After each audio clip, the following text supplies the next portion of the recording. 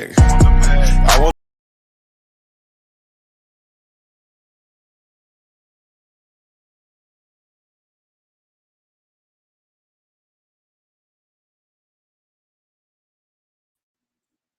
Hold on, my mic is cutting myself off. Okay.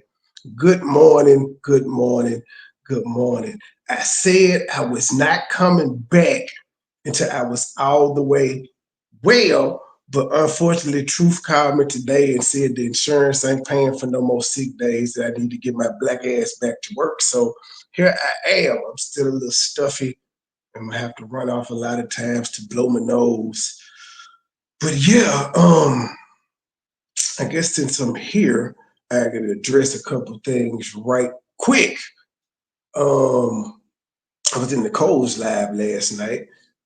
No, Nicole, I was not trolling different when I typed in John Frank's comment section. But now Nicole and Rudy had a plan to kill me. You're the one that came out and told it.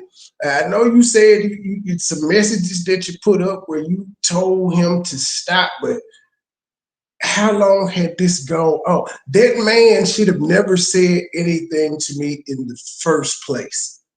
All the shit that he did from day one is because you put a battery in his back because he was your gal. So you, as much as you want to try to separate yourself from it, it was all because of you. That man did not know me. Everything he said or did towards me, he got from you and under your blessing. You sold him a story that made that man come after me. There ain't no beef or nothing, but I'm just saying. At least her shit was behind the scenes. This nigga threatened me on live several times. Like he threatened me on your panels several a time. It was a several a time before you talked about the death threat where you was telling me that he drove trucks and was coming to Memphis and all of that shit. And I would like to do what? So again, ain't no beef or nothing, but we can't be distraught that this crazy motherfucker said she wanted to kill somebody when everybody watched it happen. People watched Rudy happen. Everybody, J4K, everybody saw this shit unfold. So nobody should be shocked that Bonds did it. That's all I'm saying. And second of all, in that chat last night, Looney popped up. I was in there before Looney, but I don't know if Looney spoke to me per se individually. I don't know if he said, "What's up, Trey?" I know he said, "What's up" to everybody. Y'all don't know me. I'm an asshole in chats. It's a real had to ask me last like that. I do something like, nah, I don't never just, most of the time I come in and just speak to the channel holder because I don't want to type, hey, everybody. I be typing the whole damn whatchamacallit. Did somebody get that, somebody get that troll. Thank you. Somebody, oh, fuck.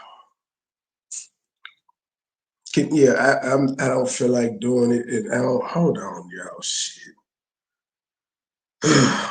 Damn trolls early in the morning. But yeah, I think he just spoke in general, and I don't just be speaking, so I was just there. I noticed he had said several times that he don't mind, he don't care about people not speaking to him and all of that stuff. And I was like, okay, why you keep bringing it up? Then he finally went on and said, hold on, I'm putting this slow mode on. They can type once, but they won't be able to copy and paste. But yeah, he was like, Trey, he said Trey didn't speak to him. He said, I didn't speak to him.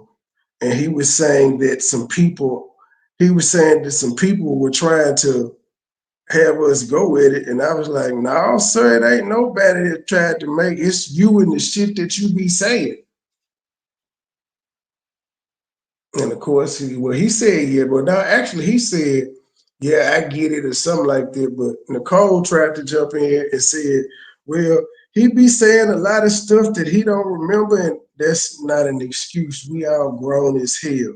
I don't do the, oh, I was drunk. And I'm not saying he said that. That's what Nicole said. Nicole said he just be on lying, saying shit. I don't play those type of games because if I got online and just said shit, would nobody let me get away with the excuse of, oh, I don't remember. No. And as I told him last time, when he told me, like, I fuck with you and all that, I said, bruh, I can't tell. Where you show your face is where you is who you fuck with. And it's just as simple as that. Like, as I told him, it ain't no beef. It's one-sided because you'll never find me on any clips saying shit bad about him. Can't say the same thing about him, though. Cannot say the same thing about him. But yeah, there's no beef. But yeah, all the shit you've said, sir, why do you care if I speak to you? Like, I don't have to speak to you. I ain't say nothing negative to you. I didn't acknowledge you, so it shouldn't be a big deal. You don't fuck with me. It's cool. You don't have to keep pretending. We ain't got to say nothing to each other. Have at it. All right. So the first story we get is Obama criticizes black men who aren't supporting Kamala Harris. Now, I hadn't heard what this nigga said, but I heard that he got a lot of niggas mad. So I'm gonna see what he say, and I'm probably not gonna like it though, just because I know he done went viral for this shit, so I know I'm not gonna like what he said. I might though. Let me give him a chance. Based on reports I'm getting, I'm going to go ahead and just speak some truths, if you don't mind, because my understanding, based on reports I'm getting from campaigns and communities, is that we have not yet seen the same kinds of energy and turnout in all quarters of our neighborhoods and communities as we saw without Trump. He said because he talking low in the motherfucker. It's not that he's talking low. He's not in a professional event. It looked like they caught him in the hallway. Leave me alone. I told you I was fucking sick. And snuffy. Hold on. Let me drink some of this Dayquil. These motherfuckers. Okay, but Obama said he ain't seeing the same turnout as he did in the four quarters when he was running. Well, I tried to tell y'all people, ain't nobody voting for no damn woman president, and especially no black woman. I'm sorry. Nope. It's not gonna happen. I don't give a damn if it was a white woman. Hillary didn't win neither. But they damn sure ain't voting for no black woman. Ugh, I'm drinking the Dayquil. All right. This bottle is almost gone, and I'm still not better. Great question.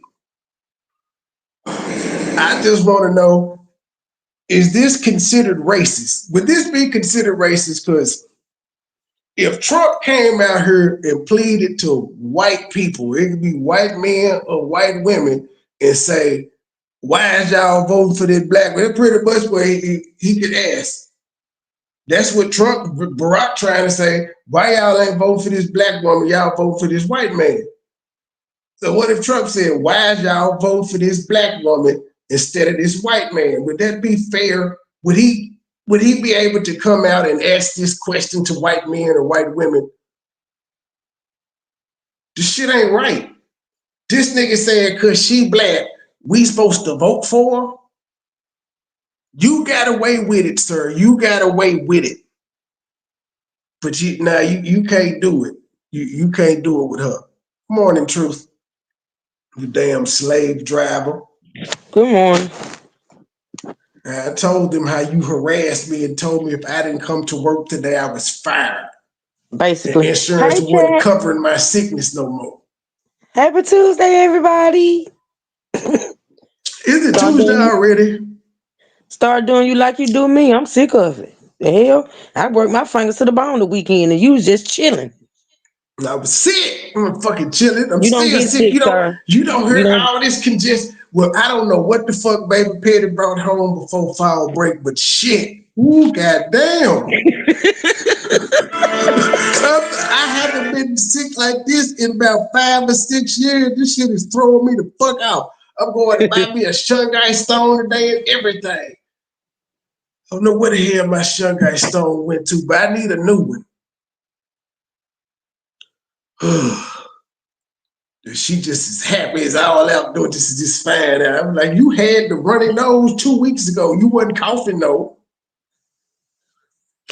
Stop crying. Whatever. That's what the troll just said I was doing, and I wasn't even fucking crying then. I also want to say that seems to be more pronounced with the brothers. So if you don't mind, just for a second. With the brothers? I also want to say that seems to be more pronounced with the brothers. With the brothers? Really, Obama? Really? So if you don't mind, just for a second, I'm going to speak to y'all and say that when you have a choice that... You know what? I'm not shocked because this come from the same party that said, if you don't vote for me, you ain't black. The white man told you niggas, if you don't vote for me, you ain't black. Nobody thought that was racist. They was like, fine, yeah, Democrats. Now you got Obama saying, hey, look here, black man, how dare y'all vote for this white man over this black woman? Oh boy, I had to blow my nose. I'm walking off. Is this clear? Drink the X-Night. On one hand, you have somebody the X-Night who... I ain't drinking no fucking NyQuil. I don't need no sleep. Went to college, Richard. Understands the struggles and pain and joy that comes from those experiences. Just have to work harder and do more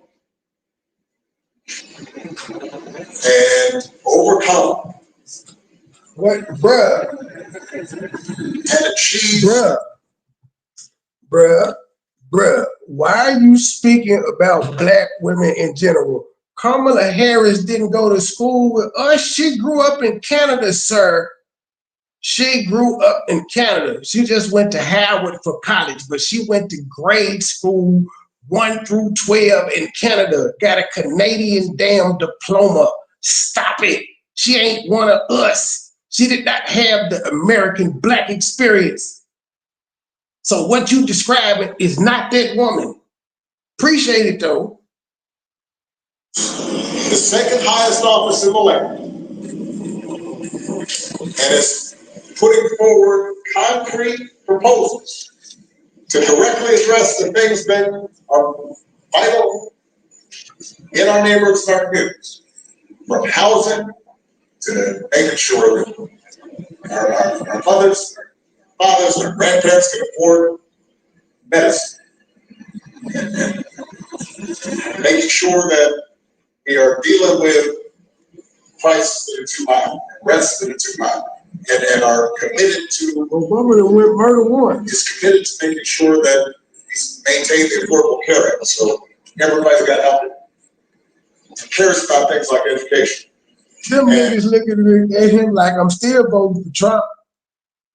Entrepreneurship in our neighborhoods. And that's on one side. And on the other side, you have someone who has consistently shown disregard, not just for the communities, but for you as a person. Boy, stop. So Trump then disrespected all them people in there as people. Boy, stop. You doing the most. Too much hyperbole, Mr. President. And you're thinking about sitting down? Yeah, they're thinking about sitting out because they don't want either one of them. At least they seem that apparently they're not turned off by what Trump did in his 4 years. Otherwise, they would be overwhelmingly voting for her because they would be like, I don't want to go through 4 more years there. We seen what he did the first time. That's not the case. They would rather sit out. I mean, they don't want him. They don't want her. They gonna let the American public do what they do. Y'all gotta stop shaming people that ain't voting because most of it, because the number one thing that's said is if you don't vote, you don't complain. Motherfuckers that don't vote ain't complaining. It's y'all niggas. The people that don't vote are the ones that are non-partisan and look at both sides and be like, both of y'all is full of shit. That's why I don't vote. And then it's the other people with party loyalties that argue up and down for their party, why their party better than the other one, and just worry about what the other party do dirty, while ignoring what they party do dirty. It's just crazy shit in the world. But yeah, most non-voters, they don't complain. They laugh. But, you know, because and you're coming up with all kinds of reasons and excuses.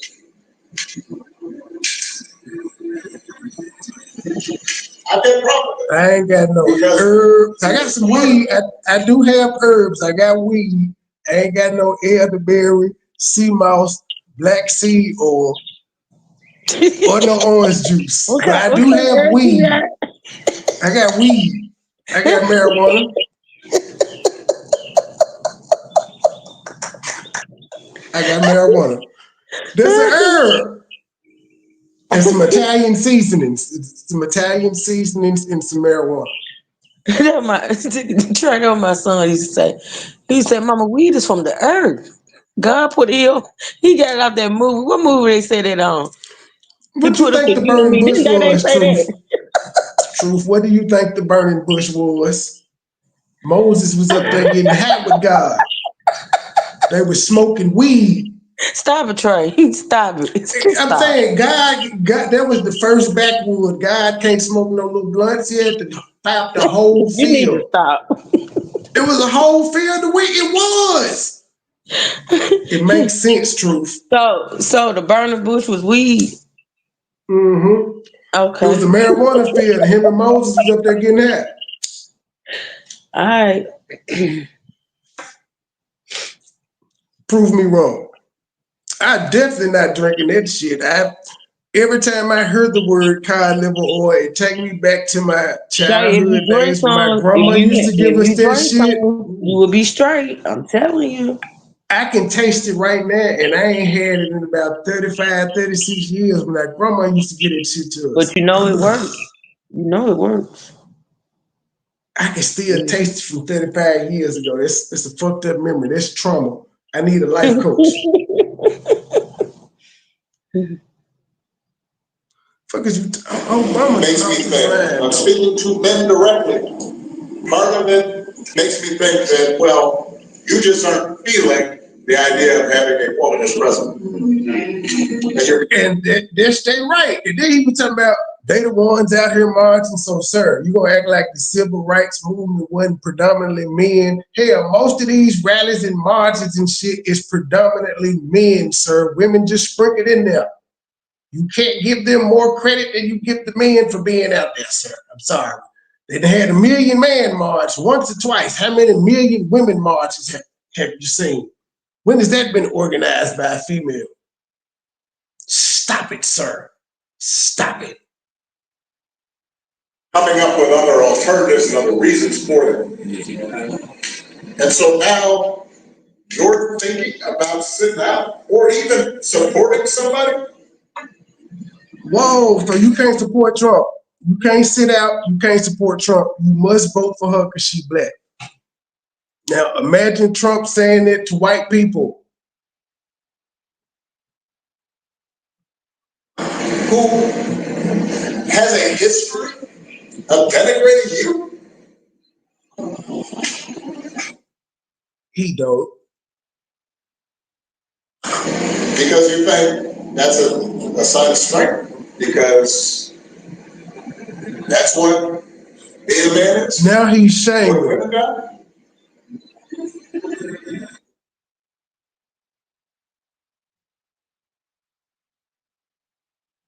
Obama, you've never put a woman down, sir. Like, just you're a human being. Fuck all the president shit. Even if you're president, you probably talk shit to a woman. But you've never talked shit to a woman. You've never made a joke. You ain't never cussed a bitch out, sir. I'm just saying, ever. You ain't never been a player and said I grab him by the pussy. You ain't never told none of your homeboys in college, man, fuck the shit out the whole last night. Boy, you gotta stop. You criticizing him for being a man, sir. A man. Not a perfect man, but a man. That's not acceptable. That's not it. This shouldn't even be a question. Sir, if people liked her and felt like she was a viable candidate, that would be behind her. Nobody had to come out and give this pep talk to black men when Hillary was running. Nobody. Black men, black women liked Hillary because we had dealt with her husband.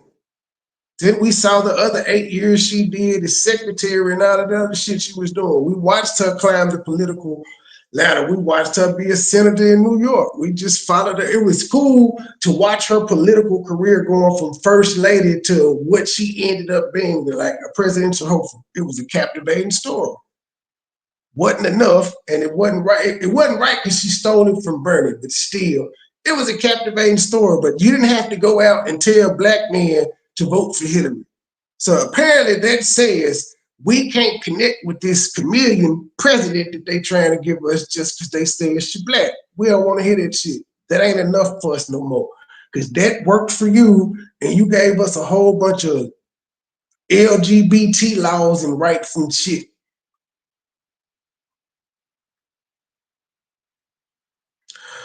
Okay, the next one is something that's been tearing the YouTube streets up. Boosie said something on Young Miami's show about his daughter. The world got mad at Boosie. His daughter came out and responded. I don't know what the hell was said, so we finna listen to it together. True, did you hear about this? Hear about what? I just about to hear about what? Boosie, whatever Boosie said about his daughter, and she came out Oh and yeah, responded. I saw it. I didn't like actually watch the video, but then I think I saw that he came back and apologized. But yeah, I want to hear this because I never did click on it and watch. Me neither. I just I hid my videos for later because I knew it was gonna be a news Yeah, I story. I always just save it didn't for know later when the too. Don't never news. get back to it. It's ridiculous. I couldn't drink cold. I couldn't drink cod liver oil cold or hot. Oh yeah, you know what? I don't think that I saw that commercial too, and I fell out laughing. I don't think that commercial is true, and then because you could clearly tell they was cutting clips from shit. I What don't think that commercial? commercial true. The one that asked questions talking about it's a commercial Trump running that said Kamala was the first where she's funding inmate sex changes and shit. Oh God. Like, yeah, if that's true, why, if people are in jail, why in the fuck are we paying for them to have sex changes? If we could pay for that shit, They shouldn't we be barely paying for feed them them. to get men? But if I said if we could pay for sex changes, shouldn't we be paying for them to see psychiatrists and shit of that nature, getting Come mental on fucking now. health? Come on. This is crazy. I don't think it's true, but I know the commercial you talking about. I saw it when I was watching football the other day and I fell out laughing. I said, Trump ain't shit. I said, this man ain't shit, but they both of them are doing it. She got some commercials with some shit cut out of him too. I said, oh, Well, you know that's they politics. They've been doing that stuff for years. It's a word for it when they do that when they running in the campaign. I can't remember the word. I I learned it don't in remember it being this vicious between Joe and him though. it's something. It's a word they use. I learned it in college. Shit, that was years ago. I can't Mud remember. raking or something. Mud raking, mud slinging, Mud something. slinging? Is it mud slinging? Could be Something like both. that. Which is basically another word for telling lies on each other. Basically. Yeah, they going hard. I don't remember it being this slanderous last time. I mean, I mean, because people love me, I ain't hating on nobody. So you got to know though, he dealing with if they say she black, he dealing with a black woman, nigga. She gonna get dirty on your ass. She is gonna get nasty. It's gonna get worse before it get better. If she black now. I ain't doing none of that. I'm just making people smile. Doing what I do, taking care of my family, making music, making movies, doing what I do. If you hating on Boosie, man, you kind of fucked up. No, you really are, because all I do, bro, I ain't in the shit. I'm just trying to keep on and stay out. Some people don't like people that speak their mind, especially when they have a platform. So some people just probably be like, damn. I know a lot of people love what I speak about. They just not on social media. A lot of them not on social media. I go to the airport, you got a 65-year-old woman. That's that bullshit, boy. Boy, I love you. Everywhere I go. You know, I might get fake love from certain people, fake hate from some people on Instagram, but people genuinely fuck with me. And that's what I love about being real. My realness worth more than any of this money and anything, because my realness. Just because you got money, that don't make you real. Hello, thank you. I need you to say that again. It's already. So you got a song called Baby Mama. Yeah. What inspired that song? Give me a crazy. I was having baby mama drama. Tell me the story. My baby mama said she was gonna leave me and take my child with her. So I sent some of my boys to her house, and I made them just wait outside the gate. And I told her when the window go down, pull out slow. So I told my baby mama, if you take my children and leave, I'm gonna kill you, myself, and the child. That's what I told her. It's a real story. She looked out the window. I told y'all. You ain't no real nigga if you ain't never told you. Well, I don't know, but I ain't never said I was gonna kill them, but I have guilty the bitch back by saying I'm gonna kill myself. Now saying you gonna kill you, this is crazy. But yeah, most niggas have done that. I'm gonna kill myself if you don't come back. Never have I ever. Well, no, well, girls typically don't do it. It's what dudes do when we done fucked up and she like, go, I'm gonna kill myself. I think most niggas done that, but you done had a nigga tell, I'm gonna kill myself if you don't come back, girl. My mental health is fucked up. that is crazy. That's weird. But I think most yeah, I've never heard of, ain't no girl ever told me that shit. They don't give a fuck. They ain't gonna do this. They ain't gonna kill. They ain't gonna even play like that. So how would you have felt if the woman had said do it? I said, you raggedy bitch. You gonna let me kill myself? I ain't got to deal with you no more. It's cold-hearted. That'll just start some more shit. Basically. My boy pulled off slow in the car. She got scared as a mother. She said, I'm gonna kill you, myself, and the child. That's what I told her. It's a real story. She looked out the window. My boy pulled off slow in the car. She got scared as a mother. She said, I ain't going nowhere, Boosie. She said, I ain't going down. But I was fucking with her. I wasn't gonna do it. But I knew how to scare her. You was your Scorpio. I knew how to scare her. I didn't want, she was my everything. She had all my children. She finna take my children away in the fucking country somewhere in Louisiana. I didn't made another baby on. She finna. Why you made another baby on? Because I'm Boosie. I'm telling you the truth. That's what inspired me to have all those children. I went through a time on ecstasy. And ecstasy, you don't like to put nothing on. What you mean put nothing on? Strap up. On ecstasy, you don't. It's pig lip to post size. So how do you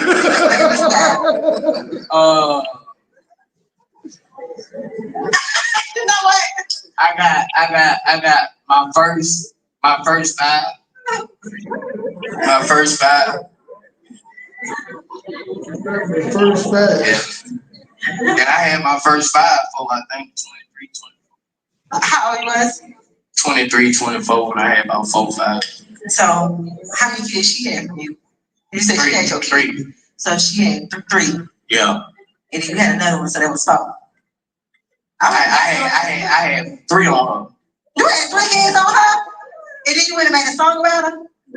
No, that was after the second kid. That was after the second kid.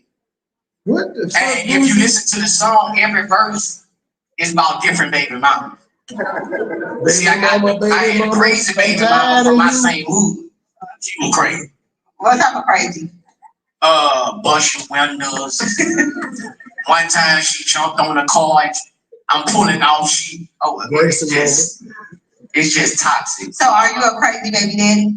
No. Yes, it is. No. Okay, this ain't the clip. It's against the shit that that's what, but I'm a crazy old man like this this. one was Just like entertaining him. though. Just say to me, you got 5, you over 5 to get in. Okay. I could be a little crazy. Okay. But if me and you just I'm a straight player. But if I put a claim to you, Okay. I could become a little deranged. If I put a claim to you, I mean, you know, No, like If I say you like might have. stamp that, like yeah, if I stamped it, if I'm stepping out with you, if you looking like you're mine, you know what I'm saying? If I'm stepping out with you, showing you off, I know where your pussy be. Straight up. How you know? I ain't stepping because we're gonna have to have some history. That's why we gotta be there. You gotta be my nigga. so you can cheat, but your claim can't cheat. I'd rather my claim cheat hit me with another girl. So y'all polyamorous, okay? No, we not polyamorous. But like I really chilled it out with my specific because I felt like kind of felt like she was doing it for me instead of the whole thing. So we kind of just chilled on it. But bring out some words, bring out some things, bring out something. Okay, that wasn't the right clip. That was fucking entertaining. Boosie, why you always gave people business? Okay, this is it. Why you always in gay people business? There you go. This the clip. This the clip here, y'all. Sorry for the other one, but this shit was funny. Boosie, why you always in gay people business? I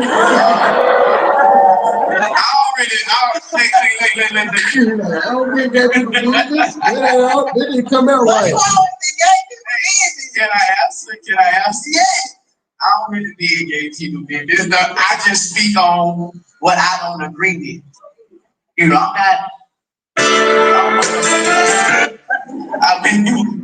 I just might say something every once in a while that I don't like.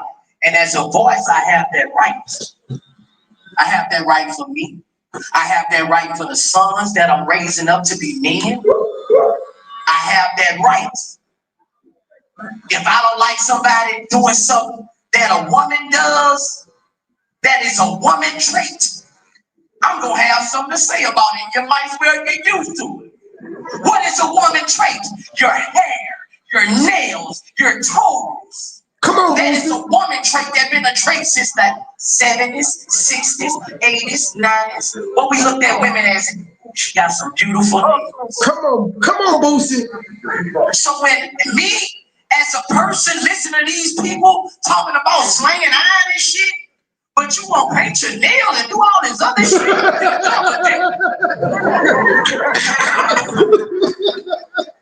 That is a woman trait. A woman really got to battle up against all these other girls on Instagram. You got to battle against all these other people. Why you got to battle against a man? And why the women ain't saying nothing about it? The women, I got a voice. I'm saying, I know I look like I'm in everybody. I agree with you, Boosie.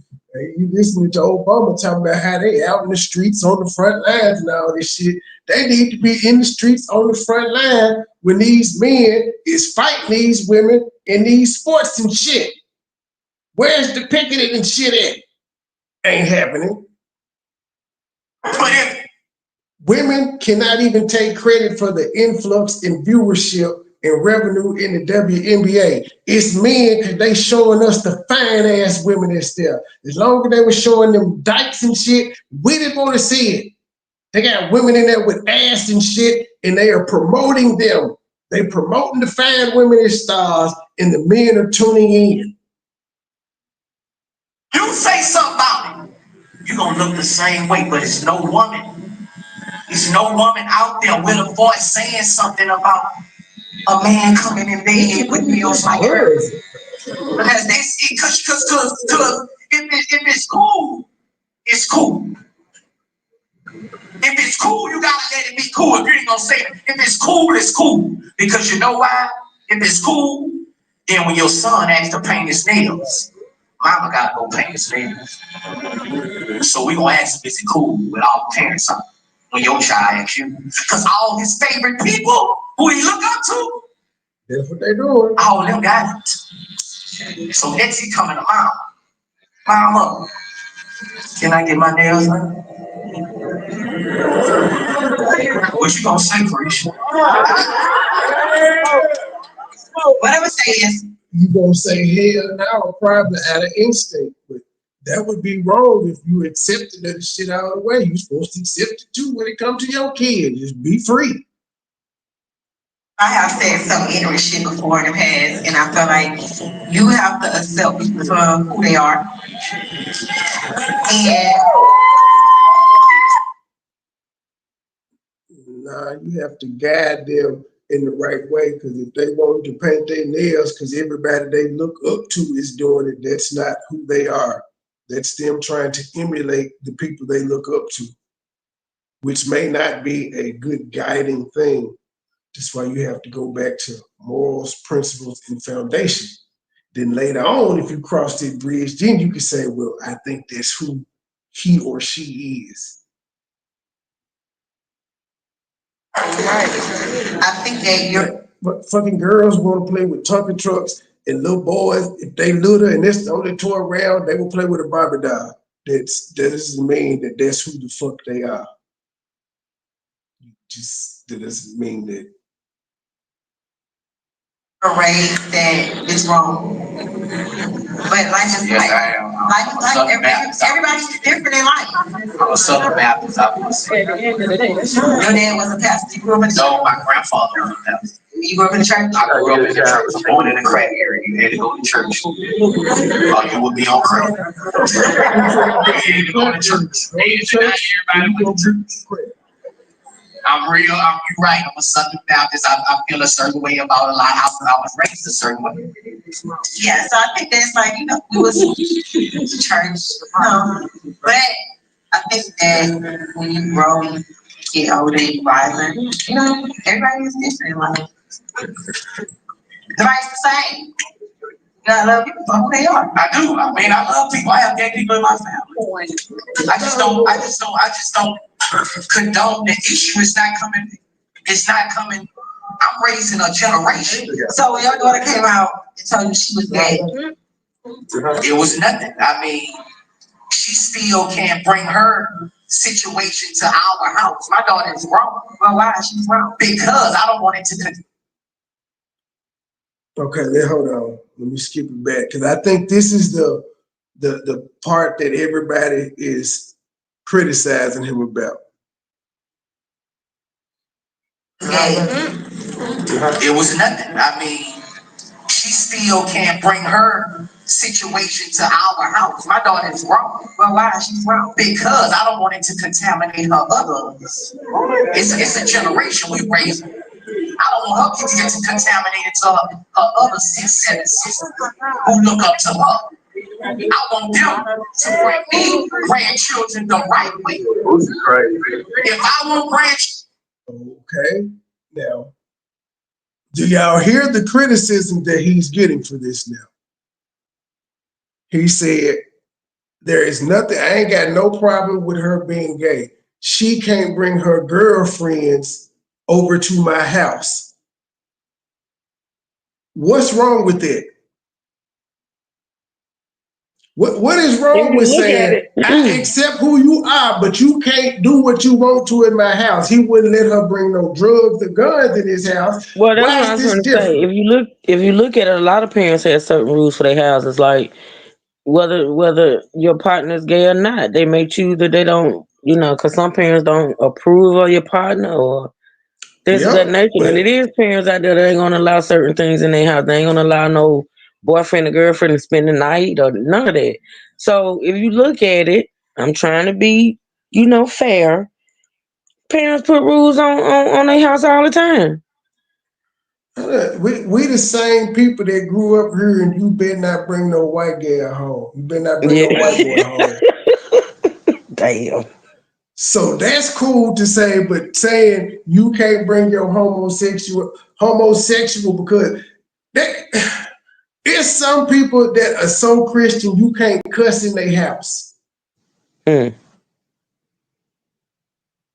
They don't care who you are, kids, whoever, grandma, but you can't cuss in this house. It's some that you can't drink in their house. How is that rule any different? Because he said, I don't want it to contaminate. So if you bring your whiskey in my house and everybody seeing you drink whiskey, it could contaminate. I guess contaminate is the word that probably triggered everybody, but I mean, it is what it is. It's the influence, because they do look up to their sister. Boy, you heard the people in the crowd, man. Boosie crazy.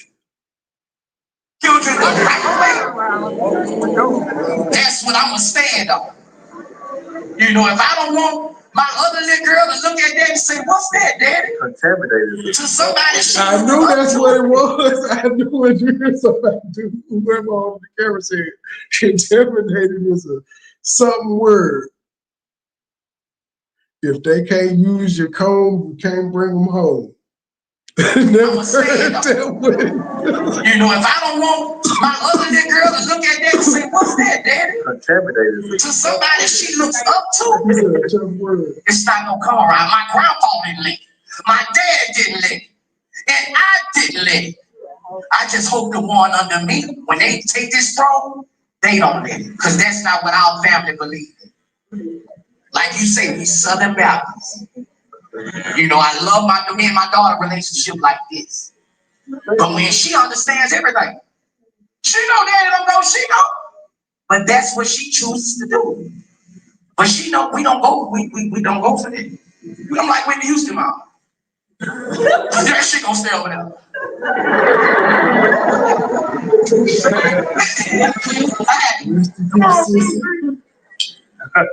Which one of your baby mama should still fuck because niggas always fucking their baby? No, I wish they was.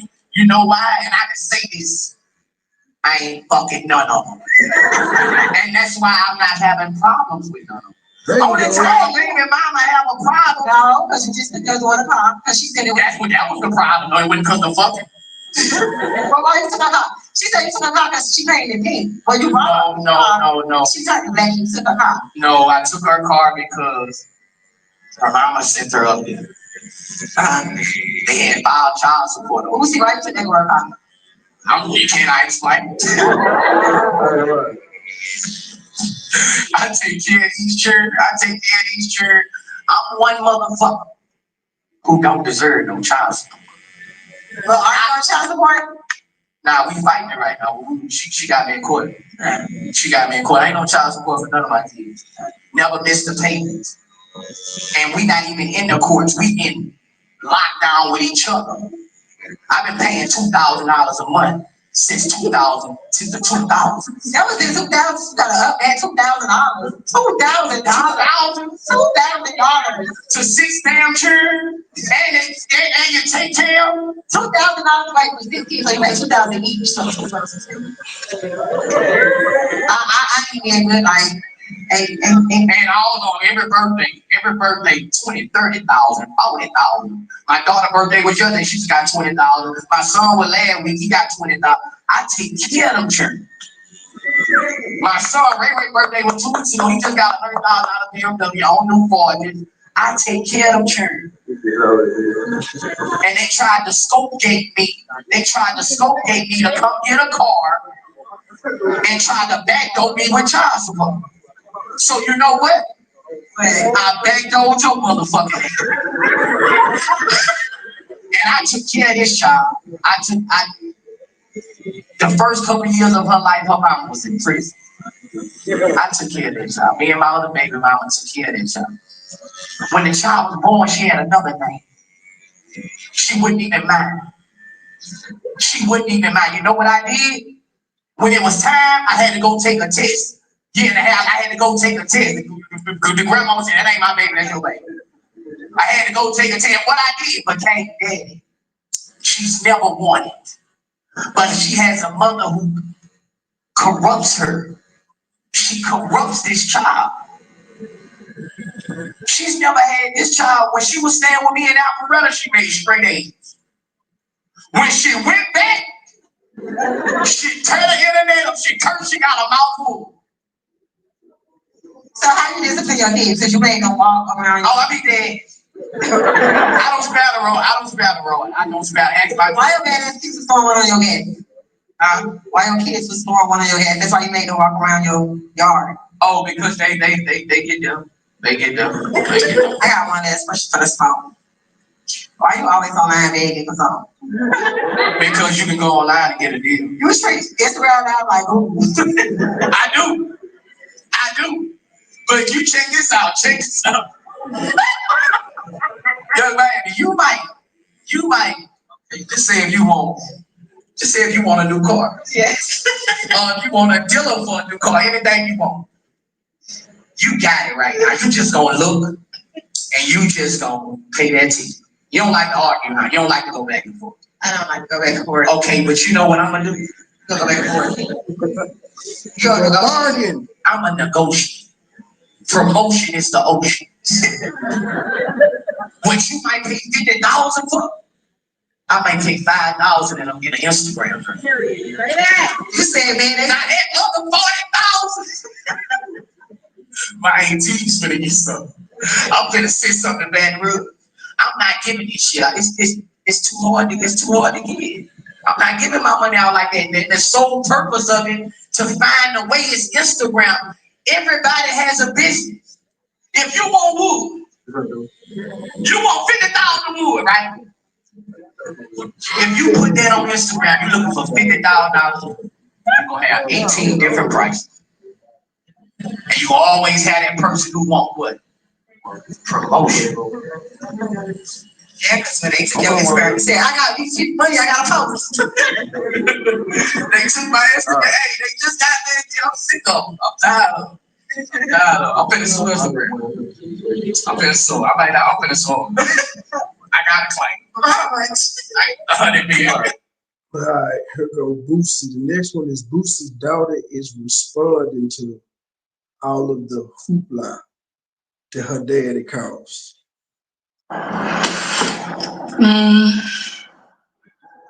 I really don't even know where to start for real because this ain't even my character. I don't really be getting on here and giving y'all what y'all want. But I feel like my daddy want me to give y'all what y'all want, and he want me to give him what he want as well. Okay, so he always speaking on my sexuality. The whole world know that. And it been about 2 years now that I'll be quiet. I'll keep quiet on the shit. I wouldn't say nothing.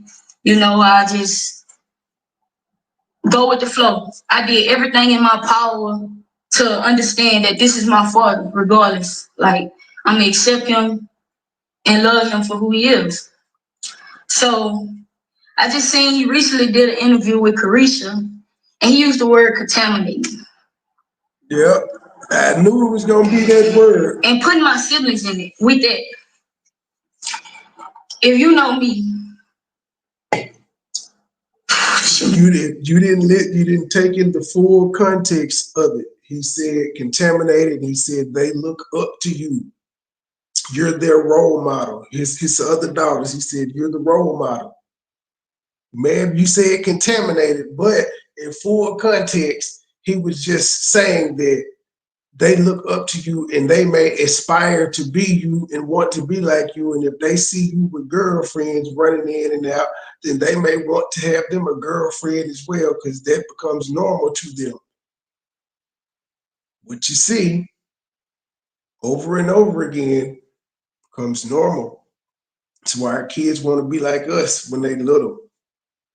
They see us doing stuff. That's why little girls want to cook and all of that. Boys want to be outside with their daddy playing football in the garage, just whatever.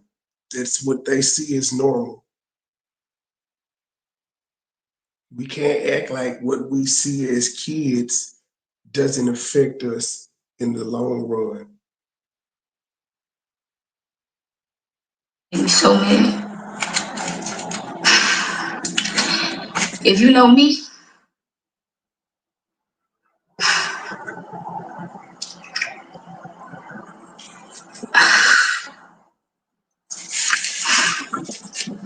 I love and respect my siblings with everything in me. And they respect me and love me with everything in them. When you get on their nerves, I'm who they call. My siblings, most of my siblings, teenagers. Teenagers you don't want to let grow up. But okay. Another thing, you keep speaking on me gay. You keep doing interviews and I don't say it, right? The first ever interview you did, you said you found out I was gay, that I like girls and I had a girlfriend from a picture that went viral. That was a lie. I let that slide. I never addressed it. You found out I was gay a year before that. The incident happened in Jamaica when I was a gay B-word, when you called me a gay B-word. So if the world really knew all the things and the hurtful things you told me before and I forgave you. Wow, Boosie. You wouldn't even. Wow, Boosie. So it ain't just about that interview. It ain't just about that interview. See, people gotta know. No, you didn't call your daughter a gay bitch. Yeah, that's crazy. Yeah, that's too much. You could have called her gay out, but a bitch. That's crazy. Your child.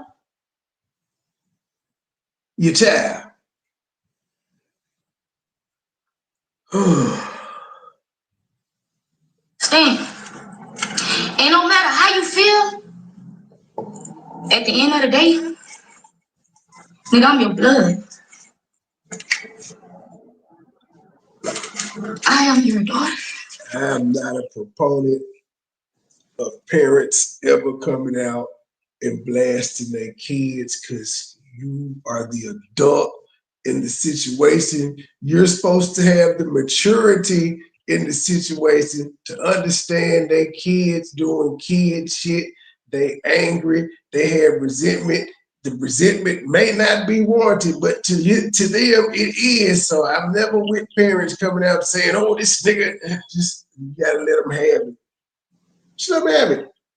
Publicly, let them have it. You can be behind the scenes talking to all the family members or whoever else you want to, saying your shit how you really feel, but publicly, no, never.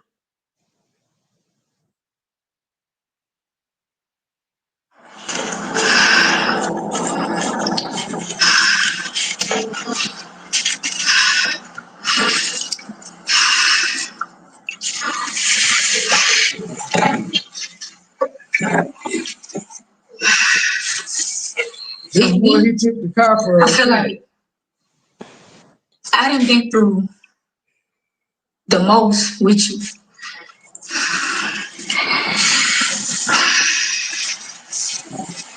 And every time I turn around, it's like you bash me.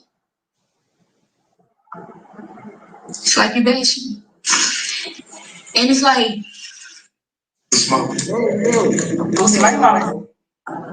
Damn it. With you.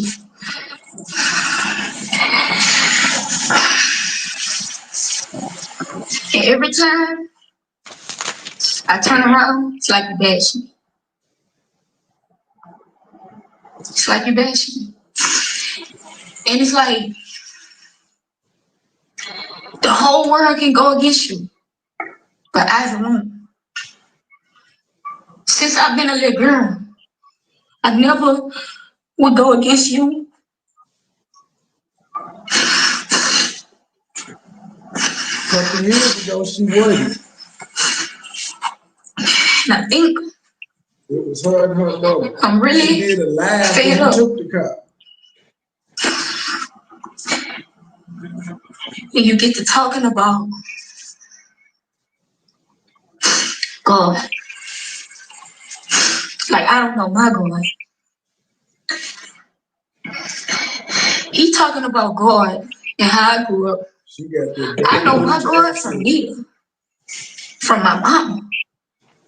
My mama sent me scriptures every morning. My mama put me in the church home. I don't recall not one time I'm ever getting up with you and you taking me to the Lord's house. I don't never recall it. I didn't learn it from you. I learned to hustle from you. I learned to not let nobody play with me from you, even if it's you. You get what I'm saying? And it's crazy because I never downplayed you. I never said you was a bad father because you're not. You gonna make sure your kids straight. You always gonna do that. But emotionally, mentally, you suck. You suck, bro. And I know you suck with that because you rather go to the internet and have a conversation with the internet about your kids before you come to us and have that conversation. He done did about 6, 7 interviews about me being gay, right? We never have, he never not have one sit down with me, myself, just him and Aviana, and ask me why you became that way, Fat. What triggered you? Well, she gets it from her father. She gets it from her father. She doing what She she's get what known from him her to father? do. The what? Ask questions saying why are these people airing their family drama? And I'm saying she get it from her father. She's Well, watched I him mean, she do it followed all his the time. lead. Because from what Yeah, she's and saying, he's done yeah, more than one interview. yes. She And she sounds just like to talking me, about in honestly. general. First of all, let me say that she sounds so much like him. I mean, the accent, even how she talk, how she speak. But you can tell she's intelligent. She's not, and she's hurt. I mean, the thing about it is, if you listen to her, she's saying he's done it over and over again. What she said, 5, she said, like 6 or 7 interviews he's done. And instead of him sitting down having a conversation with her, I guess when he found out, he was so angry and upset, which is understandable, but you still got to talk to her. So she's saying, even when he found out, he never talked to her, but he's doing these interviews, which to me don't make sense. That's why she went to the internet. To me, actually, it sounds like she's fed up. Hell, you won't talk to me, but you'll talk to these interviewers. So maybe I'll go on. So you talk to social media. So maybe I'll go on social media. Then maybe you'll hear me. That's how I see it.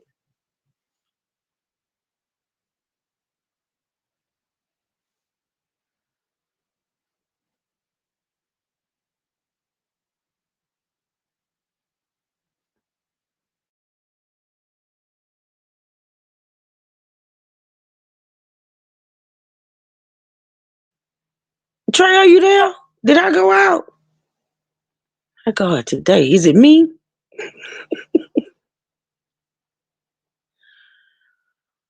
Oh, Lord. Trey, y'all put a 1 in the chat if y'all could hear me.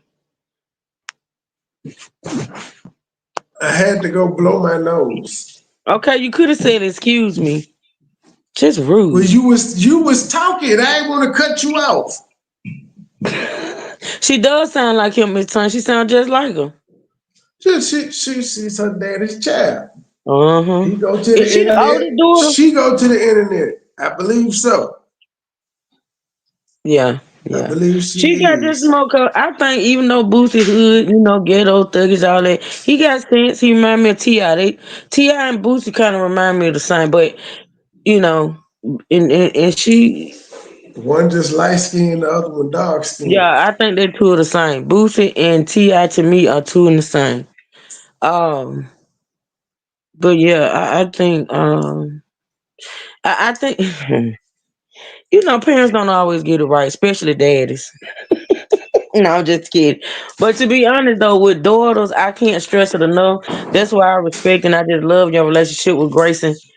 But I don't think daddies realize how big of a role they play in their daughter's life. Like to me, honestly, with daughters, right? With daughters, they are you, daddy, are the first man that they actually love, and it's how you treat her, how you make her feel, how you encourage her, and the level of respect you show for her determines what type of man she goes out, man or woman, because see, it is what it is, that she goes out and accepts in her life as an adult. It's the mood swings for me. I What just ain't I mean, you never. just don't have to get over it because believe it or not, you have mood swings, sir. I have, I'm not like that. I Well, it just don't have matter. never in It my don't matter. life seen, except in grown women. It is strange seeing this shit in a child. Well, she's your only daughter. You just you getting it. She's the girl. She's gonna have mood swings. Trey, get over it. Women crazy in the motherfucker. Crazy. Fuck that. Okay. Well, so you think you don't think you have just a hint of Nah, crazy? women crazy now. This is 1 minute I'm the greatest thing since sliced bread. The next year, shut up, old man. Leave me alone. Everything is I bossy think you be getting on that attitude. baby nerves. I think you be getting Do on what her nerves. I'll never make her do that. Then I be like, finally ask her to go get some. Go get it yourself. Like, what the fuck? What is wrong with you? Oh, you be all right. Stop crying. She be telling her grandma, I don't want to talk. I call you back. I just say never. Like, what are you doing? Playing with my Barbie dream house. I call you back. This is not. Hmm. This is a rude little baby. You'll be all right. She gonna be all right. You I too. have the gift. I know how to ignore. But then she'd be like, "Mm," and she'd say, "You ignore me? You what? What?" She just, I don't know. And she a sore loser in Connect Four. She's never gonna win. Never. Whoever gave her that game, y'all have cursed her to never win a game as long as I'm alive. She's never gonna win a Connect Four game. She keep trying though. It never been that. Every answer, every question y'all asking him, and he giving y'all them answers. If I go ask him that, he wouldn't give me an answer. You know what I'm saying? He don't. The things that he do, bruh, I would have never thought he would do. And it's like, I came to the point to where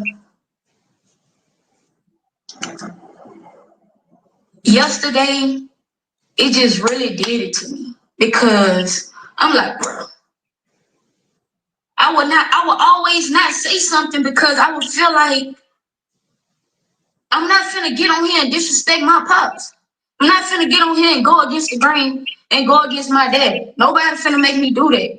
But it's like, you making me do that. They not even making me do that. You making me do that, nigga, because you steady speaking on me. You steady, I'ma love it, Tony. like, I would respect if you just say, just one time, just say, my daughter know how I feel about that. Can we move on to the next question? I can never get that from you. If y'all go look at my interviews, y'all will see. Anytime they try to make it like my daddy don't fuck with me or he this and that, I say he love me regardless. This my pops. I ain't going against him. Y'all ain't gonna turn me against him. I always stood on it. And it's like, I feel like you just don't be caring. You just don't care about my feelings no more. You just don't care about my heart. Because you're entitled to feel how you feel. You're entitled to your own opinion. Everybody is. Everybody is. And then another thing, I take a lot of backlash from you. I take a lot of backlash from you, Pops. Like a lot of people be scared to work with me. A lot of people don't want to work with me. A lot of opportunities have been missed because you are my father. But that's something I can't change. You know what I'm saying? So I don't go around like I don't fuck with that nigga anyway because he don't fuck with me. I don't do that just so I can get on. You know what I'm saying? And with this music shit, if you broadcast my music the way you broadcast me being gay, maybe I'll be further than what I am. But you so worried about me being gay, you can't even see my true talent. The world always talking about, I know your dad is so proud of you. He should be so proud of you and all that. Man, I don't remember the last time he told me that. I don't remember the last time I got that from him. And I feel you, but I don't think Boosie's blackballing you at all. I don't think that's happening. But I feel you right now. Right now, you like if he did such and such, I would be on. But I promise you, you don't want to make it because your daddy helps you. You want to make it because you fine, you good at what you do. What you are good at what you do. You don't need a label. That's one thing your dad is trying to teach you, if nothing else, because he did the label. He went through all of that. He made mistakes. He'll tell you, which may be one of the reasons he's trying to keep you away from him. If you feel like you blackball, it's not good for you. Stay independent. That's one lesson he's trying to teach you. Guarantee you that. But yeah, you don't want to be known because your daddy got you on. You'll end up being like Willow and Jaden. They have a couple good songs, but ain't nobody checking for them because we know without their parents, we never would have heard that shit. See where little Romeo is it just you don't want it like that. Them folk don't be doing nothing. They got on when they was kids because of their parents. always grateful. It don't matter what he gives me. It don't matter, and I barely even ask him for something. That's why I want my own so bad. That's why I'm hosting the debut. That's why I'm trying to do little features. That's why I'm doing little interviews because I want my own. I want my own, and he know that. He know that, bro. Like that don't make no sense. I pay for most of my videos. I pay for most of this. You're not doing nothing. You're not supporting me like you should, and I don't hold that against you. I don't hold that against you. I still love you. I still don't downplay you, talk about you. He got a YouTube channel now. I'm tired of sparing. He be uploading like a motherfucker. I'm tired of sparing, and I'm tired of doing on YouTube. Just feeling like I'm just letting you play with me because you my pops. I'm tired of feeling like that. And I love you regardless. I'm always gonna love you. But there's no way I'm finna keep letting you speak on me and I'm not gonna speak on you. There's no way I can't do that. And for the people that do support me and do know Ivan, I appreciate you. With everything in my heart, I appreciate y'all for allowing me to just be myself, express myself through this music, through YouTube channels, anything I want to do. I appreciate y'all. You know what I'm saying? And it's fucked up because the haters, like that's something I can be used to. Like they don't know me. They can comment on my life and do what they want. That's something that I can't let get me upset. You don't like you know me. You my daddy. You don't continue to down me. You don't do that. You don't do that, especially if I ain't never do it to you. I ain't never done that to you. It's certain things that the world would never know that I take to my grave for you, and you know that. You know that. It's certain things that I know, certain conversations that you done told me, certain hurtful words you done told me that half of the people that still respect you wouldn't even respect you. And you know this. You know this, bro. But I'm really kind of disappointed that I had to come on here and do this, and I let it get to me like this. But bruh, I feel like this is the only way I can feel better. And y'all probably say, why you don't call him? Why you don't go to him? Why he don't call me and come to me? Why he don't do me that? So, with that being said, that'll be my last time speaking on it. As long as it's his last time speaking on it, and it probably won't be. I'll just put this, I use my music to vent. And if y'all would have been listening, y'all would have been hearing little things in my music, because that's what I use to vent. That's what I use to cope. So in October, I dropped a new project. Y'all subscribe to my YouTube channel. Subscribe to me and join YouTube channel. I've enjoyed it. And I pray that everybody just keep being them. Be you. Because you. And at the end of the day, everybody is human. You human, I'm human, and he human too, if he don't know it. So, yeah. Now, I'm going to tell you what's crazy, because I don't think people paid attention to this in the young Miami scene. Now, Boosie, I'm on your ass now, Boosie.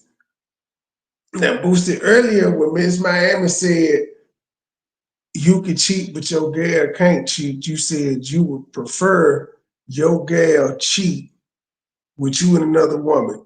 So you cool with your gal being into homosexuality. You cool with that. You cool with letting your kids hear that that's normal, the girls and the boys. Because the girls are hearing you on these interviews saying that they daddy is with two girls. It's homosexuality, the same thing you said your daughter, you don't want to contaminate them. You cool with that being out there, but when your daughter decides to partake in it, it's a problem. They ain't right, Boosie. They ain't right. You're wrong, bro. You still promoting homosexuality via your threesome, sir. I'm sorry, you can't get around it. And you're letting your daughters think it's cool to take part in that debauchery. If you do it in your private life, cool, but shh, don't say it out loud. Hey, Victoria, thank you. I seen you had purchased YouTubers for $22. Thank you, ma'am. And I seen you bought Limp Bizkit. Thank you. Thank you.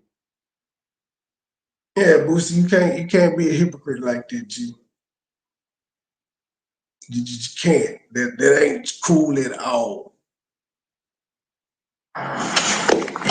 Damn, I'm back on the contaminating, because why would you even say that? Like you make it sound like I'm like ill or something. Like, nigga, what? Like, contaminating. If anything, you're contaminating. How about that? You got a whole song about two girls kissing in the backseat. You've been performing since I was about 3 years. Shit, she got him. She got him. Good job, Ivy. Good job. She raps like her daddy. Her dad, she's a rapper. Really? I've never heard. I'm gonna have to go check out. It's important. I don't know what her full name is. This one just says Abby. It's something Abby though. It's some Abby, but she said type in Abby in Jordan YouTube, and that'll pop up her brother channel. And I'm sure you can probably get the music from there. You just type in Boosie daughter Abby. But yeah, she raps. She good. The girl is good. She got balls. Like, you make it sound like I'm like ill or something. Like, nigga, what? But Ivy, you also have to realize you are in an industry that is dominated by sexuality. Like, they still have yet to push a lesbian rapper that's masculine. They just have not done it. Young M.A. had a one album run. She gone. They just have not done it. They got Scarlett. She had out for as long as she could. Now she wearing sexy outfits. It's just That's part of the thing that the labels are paying for. You could be gay, but you got to be dressed like a girl. You got to be the sexy. You have to show sex appeal. If you want to be mainstream, that is. Now you can stay who you are and be underground and be very, very successful underground. But it seems like you want to be mainstream, and you have to change your look if you want to do that. It's just you got to play by. You got to wear the uniform. If you get drafted to an NBA team, NFL team, MLB team, you got to wear the uniform when you come to work. That's just part of what comes with the contract. Poison ivy. I wanted to say that, but I wasn't sure because I know I was like, am I thinking about Batman? Poison ivy. But I think it's IVI as the I started to say poison ivy, but I didn't want to. I kind of Me feel too, because that. I was like, is this Batman? I didn't want to like if I go back to Batman. I'm surprised they ain't tried. Well, she spelled it different. Like contaminating. If anything, you're contaminating. How about that? You got a whole song about two girls kissing in the backseat. You've been performing this since I was about 3-4 years old. So what you talking about? You still performing on the stage now. If that ain't contaminating, then what is? And she know all the words because she been listening to us since she was 3 or 4. Boosie, maybe you inspired her to like girls because she was reciting your lyrics and thought it was normal, sir. Did you ever think about that?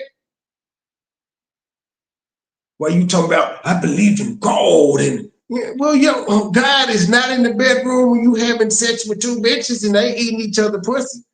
Where's God at then, sir? That's homosexuality. All right. The next one is, I'm a new racist. Judge removed after court official shares audio recordings. Apparently this judge saying they're a new racist. Tonight with a judge who makes life-altering decisions for families and those with disabilities, now accused of making racist comments and using shocking, derogatory language. Thank you for joining us for 7 News Detroit at 6. Oh, it is Detroit. Investigator Y'all racist in Detroit? Oh, damn. damn. An Oakland County probate judge has been removed from her docket. Heather? Like a high-ranking probate court official says he's been recording Judge Kathleen Ryan's statements for years. Even though probate court administrator Edward Hutton says he's been harassed by Judge Ryan, he says he does not want this to be about him. Hutton says he's coming forward now because he wants to protect the people who have to face Judge Ryan in the courtroom. The Honorable Kathleen A. Ryan presiding. Good morning. You may be seated. After more than 13 years on the bench, Oakland County Chief Probate Pro Tem Judge. She look racist. She look like a big redneck woman. She do. Hold on, let me put a picture. Y'all see her, y'all gonna say racist too. She just look racist. I'm not shocked at all. The hell? I'm taking rocket scientists to see this shit. Kathleen Ryan is out of her courtroom. Chief Probate Judge Linda What the hell? Hallmark removed Judge Ryan from her docket last week, announcing that a complaint about internal allegations of unprofessional conduct was sent to the Judicial Tenure Commission. Judge Ryan was arrested in 2021 for domestic violence, but those charges were later dismissed. And now she's back in the headlines. So if you're black in any other country, you're doing way better. If you're an American black person, then you're lazy. The 7 investigators have obtained the recordings that county officials say prompted Judge Ryan's removal. She's made it a living hell in the past 6 years. I mean, it's been terrible. It's cost me relationships. I think it's affected my health. Can't sleep. Attorney Edward Hutton is the Oakland County Probate Court Administrator. He's in charge of running everything that's not under the judge's purview inside one of the state's largest probate courts. Hutton alleges Judge Ryan has been calling him both during work and after hours for years. And Hutton says during those hours and hours of calls, Judge Ryan said highly inappropriate things. Why did you start recording the calls? I just felt like it wasn't going to change. And nothing's manipulated in it. It's conversations that I was a part of, and I'm absolutely willing to testify to the authenticity of every single one of them. I can honestly say that, okay, I'm not systemically racist, I'm a new racist. I never was, but now I am because you're shoving the down my throat and making allegations that you don't know about. You're telling me who I am and you've never met me. You. You. Hutton says the judge also used homophobic slurs about other elected officials. And that's not all. A lot of times they were conversations about sexual encounters that she's having with various individuals. I mean, in intimate detail. Hutton says for years he felt like he had to play along, and he says for years he was afraid to speak up. I didn't want to lose my job, and I didn't want to be in her crosshairs. It's such a David and Goliath situation. I don't have the power. I'm not elected. I could get fired tomorrow. On May 24th, Hutton says he sent Chief Judge Linda Hallmark a notice of sexual harassment. For 3 months, nothing happened. That's why on August 22nd, Hutton says he decided to send the recordings to the Chief Justice of the State Supreme Court, Oakland County Executive David Coulter, and other public officials. And he also contacted me. I just want to make it right. I haven't filed a lawsuit. I'm not looking for a payday. I want to keep my job and do it in peace. And I want the people in Oakland County that come to court to get a fair shake, to have their day in court, to have an unbiased trier of fact. In that email, Hutton said Judge Ryan, quote, has vocalized her hate and contempt for various protected groups. Once the recordings were shared with those state and county officials, Judge Ryan was removed from her docket. In a statement, County Executive Coulter said, quote, there is absolutely no place for harassment of any kind or for racist or homophobic language by anyone in Oakland County, especially by someone the public must be confident will act fairly and impartially. The alleged conduct and abhorrent comments made by Judge Ryan merited her removal from the probate court docket pending further investigation. Is Judge Ryan fit to be on the bench? Absolutely not. Nobody with that much hate in their heart for certain people or certain groups of people, I don't believe that they could possibly make fair, unbiased decisions regarding them. I did reach out to Judge Kathleen Ryan to talk to her about this. Her attorneys sent me this statement that says, quote, we respect the authority of the Michigan Supreme Court. However, we look forward to vindicating Judge Ryan in the appropriate forum. I also spoke to probate judge Daniel O'Brien. He says Judge Ryan's friends are supporting her and believe these statements are totally out of character for her. All right, certainly a lot here, but what's next with the Judicial Tenure Commission? Well, they cannot confirm or deny whether they are pursuing an investigation. There has been some reporting that suggested that the complaint against the judge involved an inappropriate personal relationship. Hutton says that is not true. He says there was no physical contact. This was strictly a sexual harassment complaint about her alleged comments that started all of this. But again, he says the bigger issue here is what the judge says about people in protected classes, and he's hoping that that is what the JTC will focus on. So everybody's just sort of waiting to see what they will do. And it sounds like this is in its early days. We know that you're going to stay on top of it, so We will follow it. appreciate it. It is a warrant that was issued for one count of first degree. Okay, young girl viciously beaten to death by dad's girlfriend as a 100-pound dog attacked her. Murder, one count of aggravated child abuse, and one count of child neglect. Police in Florida say a woman who showed off her bonus daughter on social media is accused of sicking her dog on the young child. And police say the deadly attack was all caught on camera. We're taking a deep dive into the sickening evidence against the suspect with former prosecutor Melvin Pearson. Welcome to Sidebar, presented by Law and Crime. I'm Sierra Gillespie. Say they found cuts, bruises, burns, and even possible bite marks on the girl. EMTs noted that she was already cold to the touch when they arrived. Lake County deputies started a child abuse investigation, which they now say is one of the worst cases they've seen in decades. They got a warrant to get their hands on the video from the home security system. The video came from the night of June 15th, 2 days before emergency personnel responded to a 911 call about Jamaria, and the video was shocking. According to detectives, 34-year-old Tyshell Martin could be seen directing her 100-pound Rottweiler to attack Jamaria. Deputies say Martin was holding the dog's leash during the attack, and she was also reportedly seen kicking Jamaria repeatedly.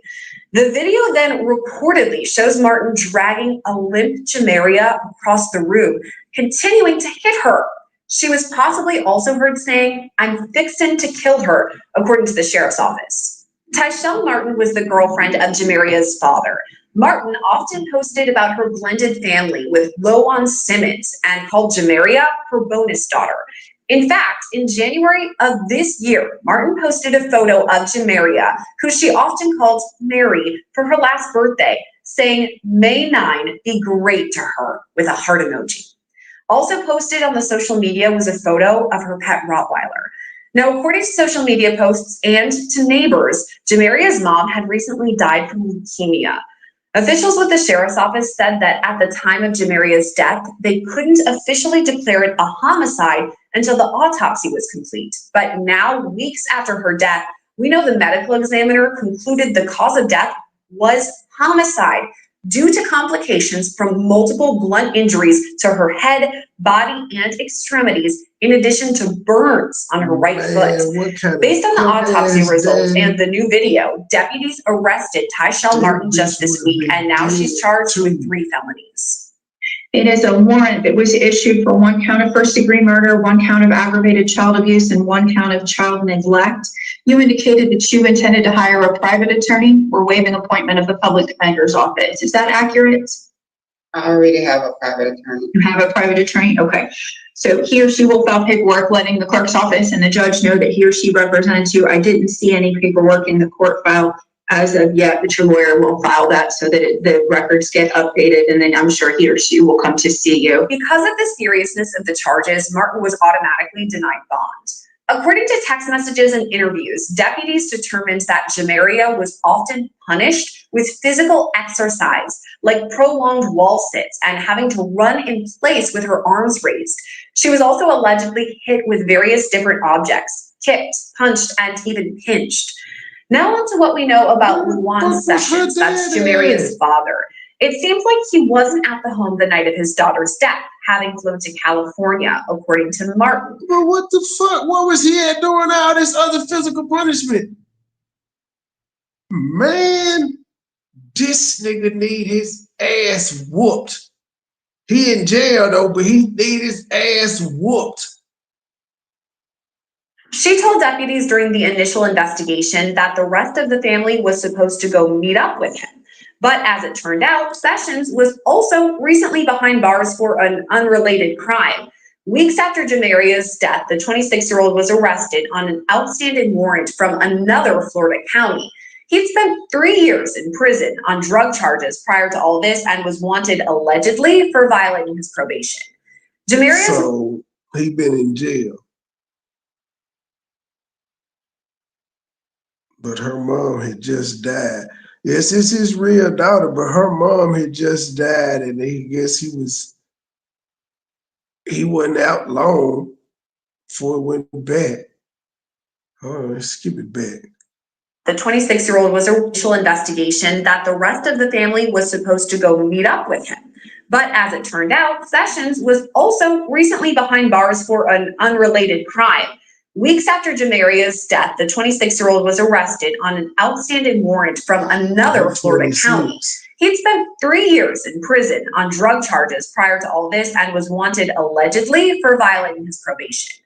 Jamaria's maternal grandmother told local news outlets that she'd been going through a custody battle with Jamaria's father over who would be the one to have custody. She says after Jamaria's mom died, Jamaria had been living with the grandmother until one day Sessions picked up Jamaria and her 5-year-old sister at school without consent, and they never went back to their grandmother's home. We dug into Martin's criminal record, which dates back to 2010, when she pled no contest to shoplifting charges in Orange County.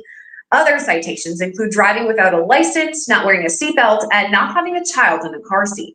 In 2016, Martin was charged with failure to control an animal resulting in a bite. That case was eventually dismissed by a judge. Hey, listen up. I have something you're not going to want to miss. The father picked up our victim in this case and her sister from school at the time they were living with their grandmother, and he wasn't supposed to pick them up from school. He took them and then somehow got custody. At the time of the little girl's death, the grandma was trying to get custody back. So there's a lot of messy things going on here, but do you think it could have been prevented had she stayed with her grandma? I think it could have been. This is probably another one of those tragic cases of where the system failed a little girl. A system failed a child. And the reality is that we know that many times those in the foster care system, those who are, in the adoptive family law system, they want to do the best they can do.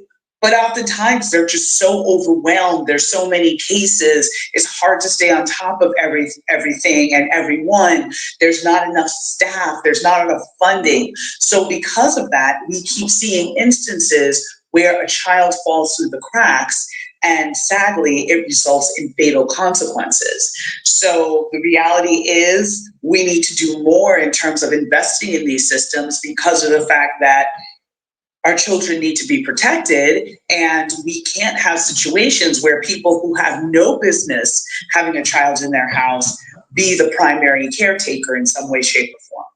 It really is so tough because so many different departments are so overworked, so understaffed, and this is a need that we have, but so many different departments need extra folks working for them. But anyway, moving on to the next half of this.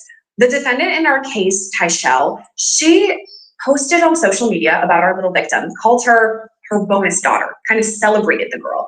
And it seemed by all accounts, she loved this girl. This is her quote bonus daughter. She's happy to have her. And then, I don't know, is this showing that social media isn't really what it seems? That's incredibly possible because you oftentimes show an image or show a side of yourself that may not necessarily be accurate. Many times you see people, even our favorite celebrities, posting on socials and they're hugging and they're at this great red carpet event and life is so fabulous. And then you find out the next week that they're getting divorced and there was abuse or some other things going on behind the scenes. The photo, while a picture can tell a thousand words, it's not always accurate, the story that it tells, right? So often we see things on social media and the reality is very far different than what is being portrayed. So it is possible that this defendant posted all these lovey-dovey messages on socials because she wanted her partner to be happy. She wanted to show this image to the world that she's a loving stepmom and that she's a good person. But underneath it all, she had anger and obviously resented this poor child and clearly had a great deal of hatred or at the very least dislike. But to get to the point of leasing your pet, your Rottweiler, to kill a child, that to me leans on the side of hatred more so than anything else, unless there's mental health or addiction or something else that we are not aware of at this moment. The facts of the case really are gruesome and devastating. The fact that there was a dog that somehow helped perpetuate this crime. And I know this is something that Rottweilers or pit bulls kind of get a bad name oftentimes because they are the ones that occasionally get a bit more aggressive than others. But at the same token, oftentimes they're very friendly and nice that they're in a loving home. So I'm wondering if maybe our defendant in this case maybe trained or rewarded the dog if he was to attack the little girl. What do you think about that? Yeah, and that's one thing. I think there's a lot of stereotypes about pit bulls and Rottweilers. I'm very much an animal lover. And I think very much it's nature versus nurture, right? And if the dog is raised in a loving environment and is treated, with love as a pet and is not trained to fight, not trained to attack, not trained to harm, then the dog generally will behave consistent to the way that the owner trained him. So in a situation like this, it leads me to believe that either the dog was trained to attack, whether it be for self-defense purposes, whether it was for dog fighting purposes, we don't know. But I think there was something in the training that allowed the dog to be able to be triggered to attack and maul this little girl. It's usually certain types of breeds, if they see you as part of their quote unquote pack, as part of their household, they're generally not going to turn on you. So in order for her being the defendant, to get this dog to turn on the child, this either had to have been something that she had been training the dog to do over time, or again, the dog had a more violent nature based on the way that it was nurtured, and that's how this horrible tragedy came to be. It's really tough to think about that, a dog attacking a little girl. I mean, so many of us have pets, are animal lovers. I cannot imagine my dog, who is part of my family, attacking another member of my family. And so this may be speculation, but it does get me thinking that maybe the defendant in this case kind of did nurture the dog into acting more aggressive and potentially attacking people. Also, this defendant, according to court docs, may have said that she's, quote, fixin' to kill her, meaning Jamaria, the little girl. That to me sounds like a threat ahead of time. What do you think about that? Can that be used against her? Absolutely, absolutely. I would, depending on when it was said, and I'm thinking more so about the time frame around premeditation. Because if this is something she said 10 minutes, 15 minutes before the attack by the dog, that to me speaks to premeditation. If it's something she said contemporaneous to the attack, so in other words, she said, I'm fixing to kill her, and releases the dog, I think that's more of a case of second-degree murder more so than first-degree, because there could be the argument that this is in the heat of passion and that, she was just angry, versus this is something that she had been planning to do because whatever the case may be, the child was taking too much of the financial resources from the household, or she was jealous at the attention that the child was receiving from her partner, and she felt her partner should have been paying more attention to her. Any of a number of things. But that time frame is going to be critical in terms of determining premeditation as to whether or not this should be a first-degree murder or if this should be a second-degree murder. And if we're talking about time frame in general, I want to bring up when this happened. It was way back in June. And now we're approaching September, so quite a lengthy amount of time. Why do you think it would have taken so long for experts to determine this was a homicide? Well, there's a number of things that go into the investigation. Number one, first of all, you have to understand how it was even reported. Was this reported as an accident? And did the hospital treat it as such? Because again, Rottweilers can be very dangerous dogs, again, based on how they're trained, how they were raised, etc. So this could have been a random accident where the dog attacked and the family member intervened too late, and unfortunately it resulted in serious injury or death. So that is a realistic option, and as such, the hospital may have considered it that way. Law enforcement may not have gotten involved until later on, when maybe more evidence came to light. Maybe there were social media posts. Maybe there were other people in the household or neighbors that heard that what happened. Maybe the defendant made some admissions to other people, whatever the case may be. As all of those facts start to come to light, now law enforcement, as well as the prosecutor's office, are able to put together a case and then be able to build from there. Also, what's going to be very interesting is the medical examiner's report. Because remember, the medical examiner has to pretty much come back with the cause of death of homicide. If the medical examiner comes back with accidental or undetermined you can still possibly work with, but it does make that trial much more difficult because the prosecutor has to prove the cause of death, which would be, let's say, a gunshot wound, stabbing, death by, dog bite, and they have to also establish the manner of death being homicide. If it's anything short of that, it becomes an uphill battle in terms of meeting the beyond a reasonable doubt standard of proof. Just hearing what you're talking about, the ways that people unfortunately may end their life, whether it's a gunshot wound or knife, a stabbing situation. Unfortunately, that's something we cover a lot here on Sidebar, on Law and Crime. Unfortunately, we see it a lot. But I have yet to see a dog attack, especially on a little girl, if that is the way that she actually died by this dog. And that also kind of gets me thinking, because this took place in Florida, where we know death penalty is still kind of on the table. We just saw recently this week, Wade Wilson himself was sentenced to death. So in the most heinous of crimes, it's possible that prosecutors may seek it. And I'm wondering, just based on the severity of this, that she is a little girl killed by a dog at the hands of her father's girlfriend. What do you think? Would prosecutors consider pursuing death penalty? I think they will consider it. I don't know that this is a death penalty case. And let me tell you why. While this is heinous, atrocious, and cruel because it's a child, there may be too many arguments in terms of why or how this happened. Did the girlfriend have mental health issues or addiction issues that may have led to this? The fact that she's a child is an aggravator, and that could lead to the analysis that a death penalty is appropriate. But the fact that the matter or the cause of death was by way of a Rottweiler, I don't know. I feel like there's still that argument that can be made that this was an accident or something along those lines. I think it might be a little too murky to add the death penalty to it. I still think you could charge first-degree murder and waive death, which could still expose the defendant to a life sentence. So that is an option. Or if they decide to go with second degree murder, again, a tactical decision, because in Florida, a first degree murder requires 12 jurors. A second degree murder requires 6.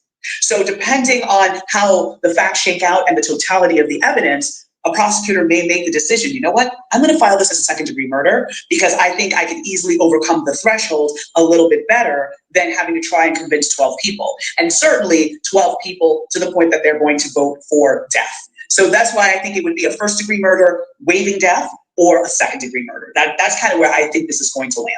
We'll see what happens. That's why I wanted to talk to you, because you are in Florida and you're a prosecutor, so you know what you're talking about. As far as charges, though, we know the defendant in this case is the little girl's father's girlfriend, so kind of a tangled web there a bit. But I'm wondering about her dad. Is it possible that he's culpable in all of this? He's the one who introduced this defendant, his girlfriend, to his daughter, and that's why his daughter was with her, because of the father. What do you think about all that? I think another legal answer, it depends, right? Because did the father know that his girlfriend was abusive towards his daughter? That's the beginning, middle, and end of it. Most of the time we see so many situations where, the girlfriend went to work and then the boyfriend was harming the children while she was gone. And she had no idea because she was at work all day, right? That's why it's so important to vet who's in your house and who's taking care of your child. Because just because you're in a relationship with someone doesn't mean that they're going to love your kids and your extended family the same way you do.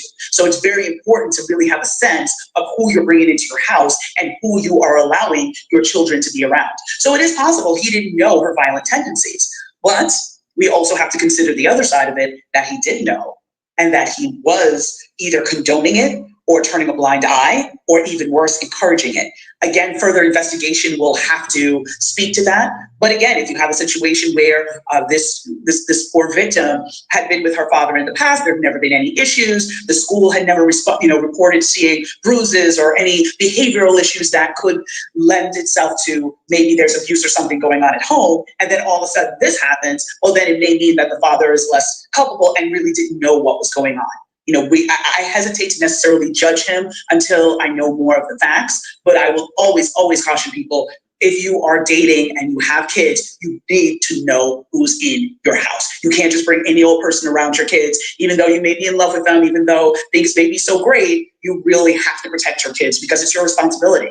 And now this is a father who one would think is grieving deeply and thinking he made a very, very poor choice of partner because now he's lost, someone very precious to him. Any way you spin it, this case is tragic and devastating. But Melba, thank you for coming on and kind of explaining us a bit more about this case.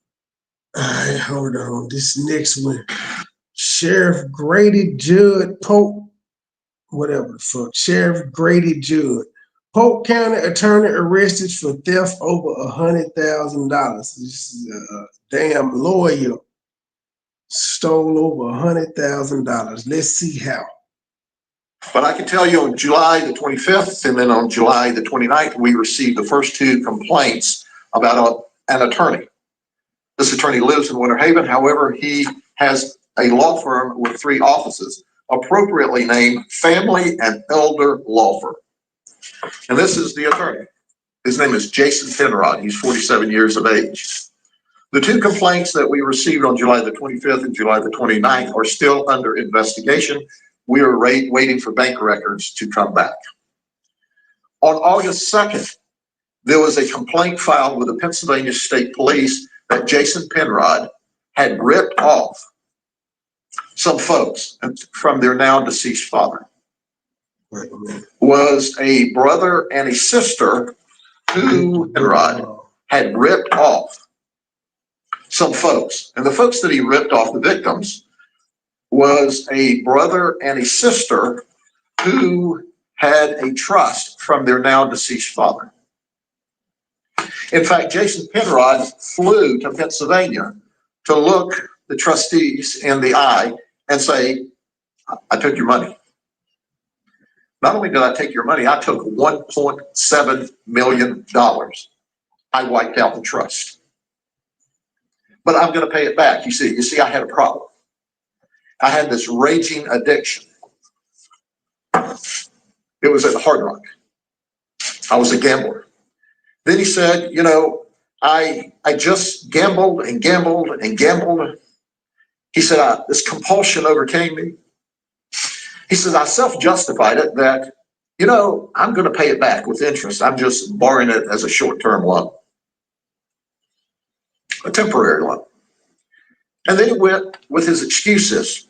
I have these repressed memories. I have PTSD. I have trauma. I have numbness. I have stress. You know, he had it all. He had it all. So he went to an attorney. He's a great public And then speaker. he ran to Marion County to hide out in a facility.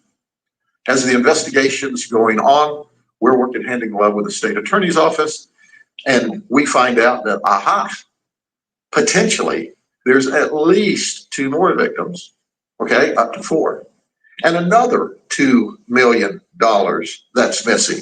So we're up to $4 million. We've charged him today only with 1 count. It's an F1, it's a 30-year felony. This guy actually agreed to give up his law license, and then he refiled and said, hey, you know, if I give up my law license, you know, then I can't make money to pay back, but I'll pay him back. This guy's delusional among all of his other excuses. Well, I can tell him what's going to happen. We are going to do our very best to send him to state prison for a very long time. He's not going to work it out. He not only drained their account, he drained his personal accounts. He's taken money away from his own family and children. The last we checked, he's got $36 left, but he's hiding in Marion County. Imagine his surprise when we told him, we've got a first-degree felony warrant for you, and you're going to the Marion County jail. He said, well, my lawyer was working that out with the state attorney. Newsflash, this is how we're working it out with the state attorney. More investigation is needed to get to the bottom of this. But I want to focus for just a second. Among the things he tells the people, and you'll get a copy of the letter if you don't have it already, that he sent to the victims in Pennsylvania, was he considered suing the Hard Rock for letting him gamble there. Now, you tell me that guy doesn't have a hitch in his giddy up. He's got about 5 brain cells, and 3 of them he left at Hard Rock. And now he's locked up and he's going to prison. That's our goal. But I want to focus on him for just a minute. I want you to look at this guy. This is the guy. One of the cases that's under investigation. The lady's 93 years of age. In 7 months, her husband died and 2 of her sons died. One of the sons who died left his mama a trust to help take care of her. Guess where that money is? Hard Rock. Jason stole the money. And by his own confession, he was spending the money at the Hard Rock. In this case that we're talking about now, that we've charged, one of the victims who set up the trust for $1.7 million was his entire life savings that he put together so that he could leave a trust to his children so it could be part of their retirement. He worked hard for that money. Then he went to a, quote, reputable licensed attorney in order to set up the trust and the investment for the children. And what does he do? He rips it off. He's wiped people's entire economic life off of the books. Folks, now he's trying to hide behind mental illness. He's not mentally ill, he's a thief. He's an absolute total thief, but he's worse than that because we have to trust our lawyers. This nigga needs to be a prosecutor. I think he has the wrong calling as sheriff. He needs to be a damn prosecutor. This is opening statements right here. Our CPAs. If the prosecutor is smart, they will record this and recite this shit word for word on opening statements. And our medical doctors, we don't have the ability to deal with those issues ourselves. And he wiped that trust out. He needs to go to prison. I didn't even know that. I heard there was live. I didn't know there was a second lab until I started this lab, and I had got texted there was a second lab in heaven. I don't know. I still need people. Now, the investigation's still underway. I don't know how many other cases there may be. For example, there may be trust of people who have passed away, and maybe that payout of that trust is only once a year or every 6 months. So there may be people who have lost money. They don't even know that they've lost it yet because payout time's not come. But he has stolen millions of dollars. I'm not shocked, man. That's why I told him specifically last night when he said people wanted us to fight. I was like, no, it's not people, it's the shit that come out your mouth. And he follows it up by saying some shit that came out his mouth. I don't care. He's the one that seems to be bothered that I wouldn't speak to him last night. Everybody's saying that he kept talking about him being spoke to, and people probably was like, who the fuck is he talking about till he finally said it. And then I asked, well, if he don't care why he bringing it up, he said, my feelings was hurt. Bruh, take your grown ass on somewhere. You is not supposed to tell grown men they hurt your feelings because they didn't speak to you, sir. That is the no-no on YouTube. But yeah, he went from his feelings being hurt to talking shit. I can't with these Negroes. Where's my drop? You know what?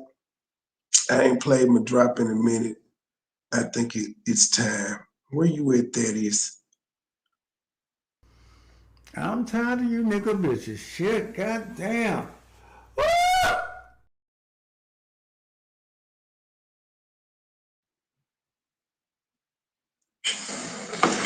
Make no mistake about it. The worst kind of criminal is the one that hides behind a coat and a tie and steals money with a law license or a professional license of any kind.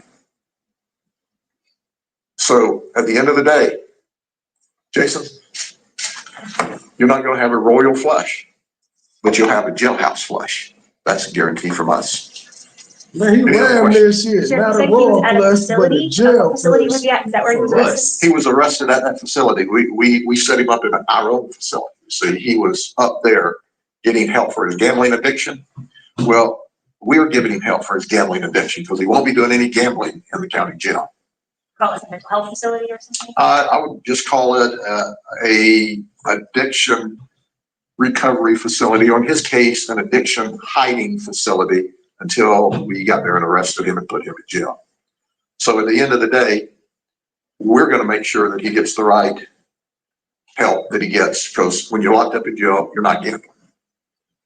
The man whose adult son and daughter filed a lawsuit, did he live in Polk County or is he in Pennsylvania? No, so the man and daughter lived in Pennsylvania. The irony is he took the stolen money, ostensibly from them, to fly up there to explain to them that I've stolen all of your money.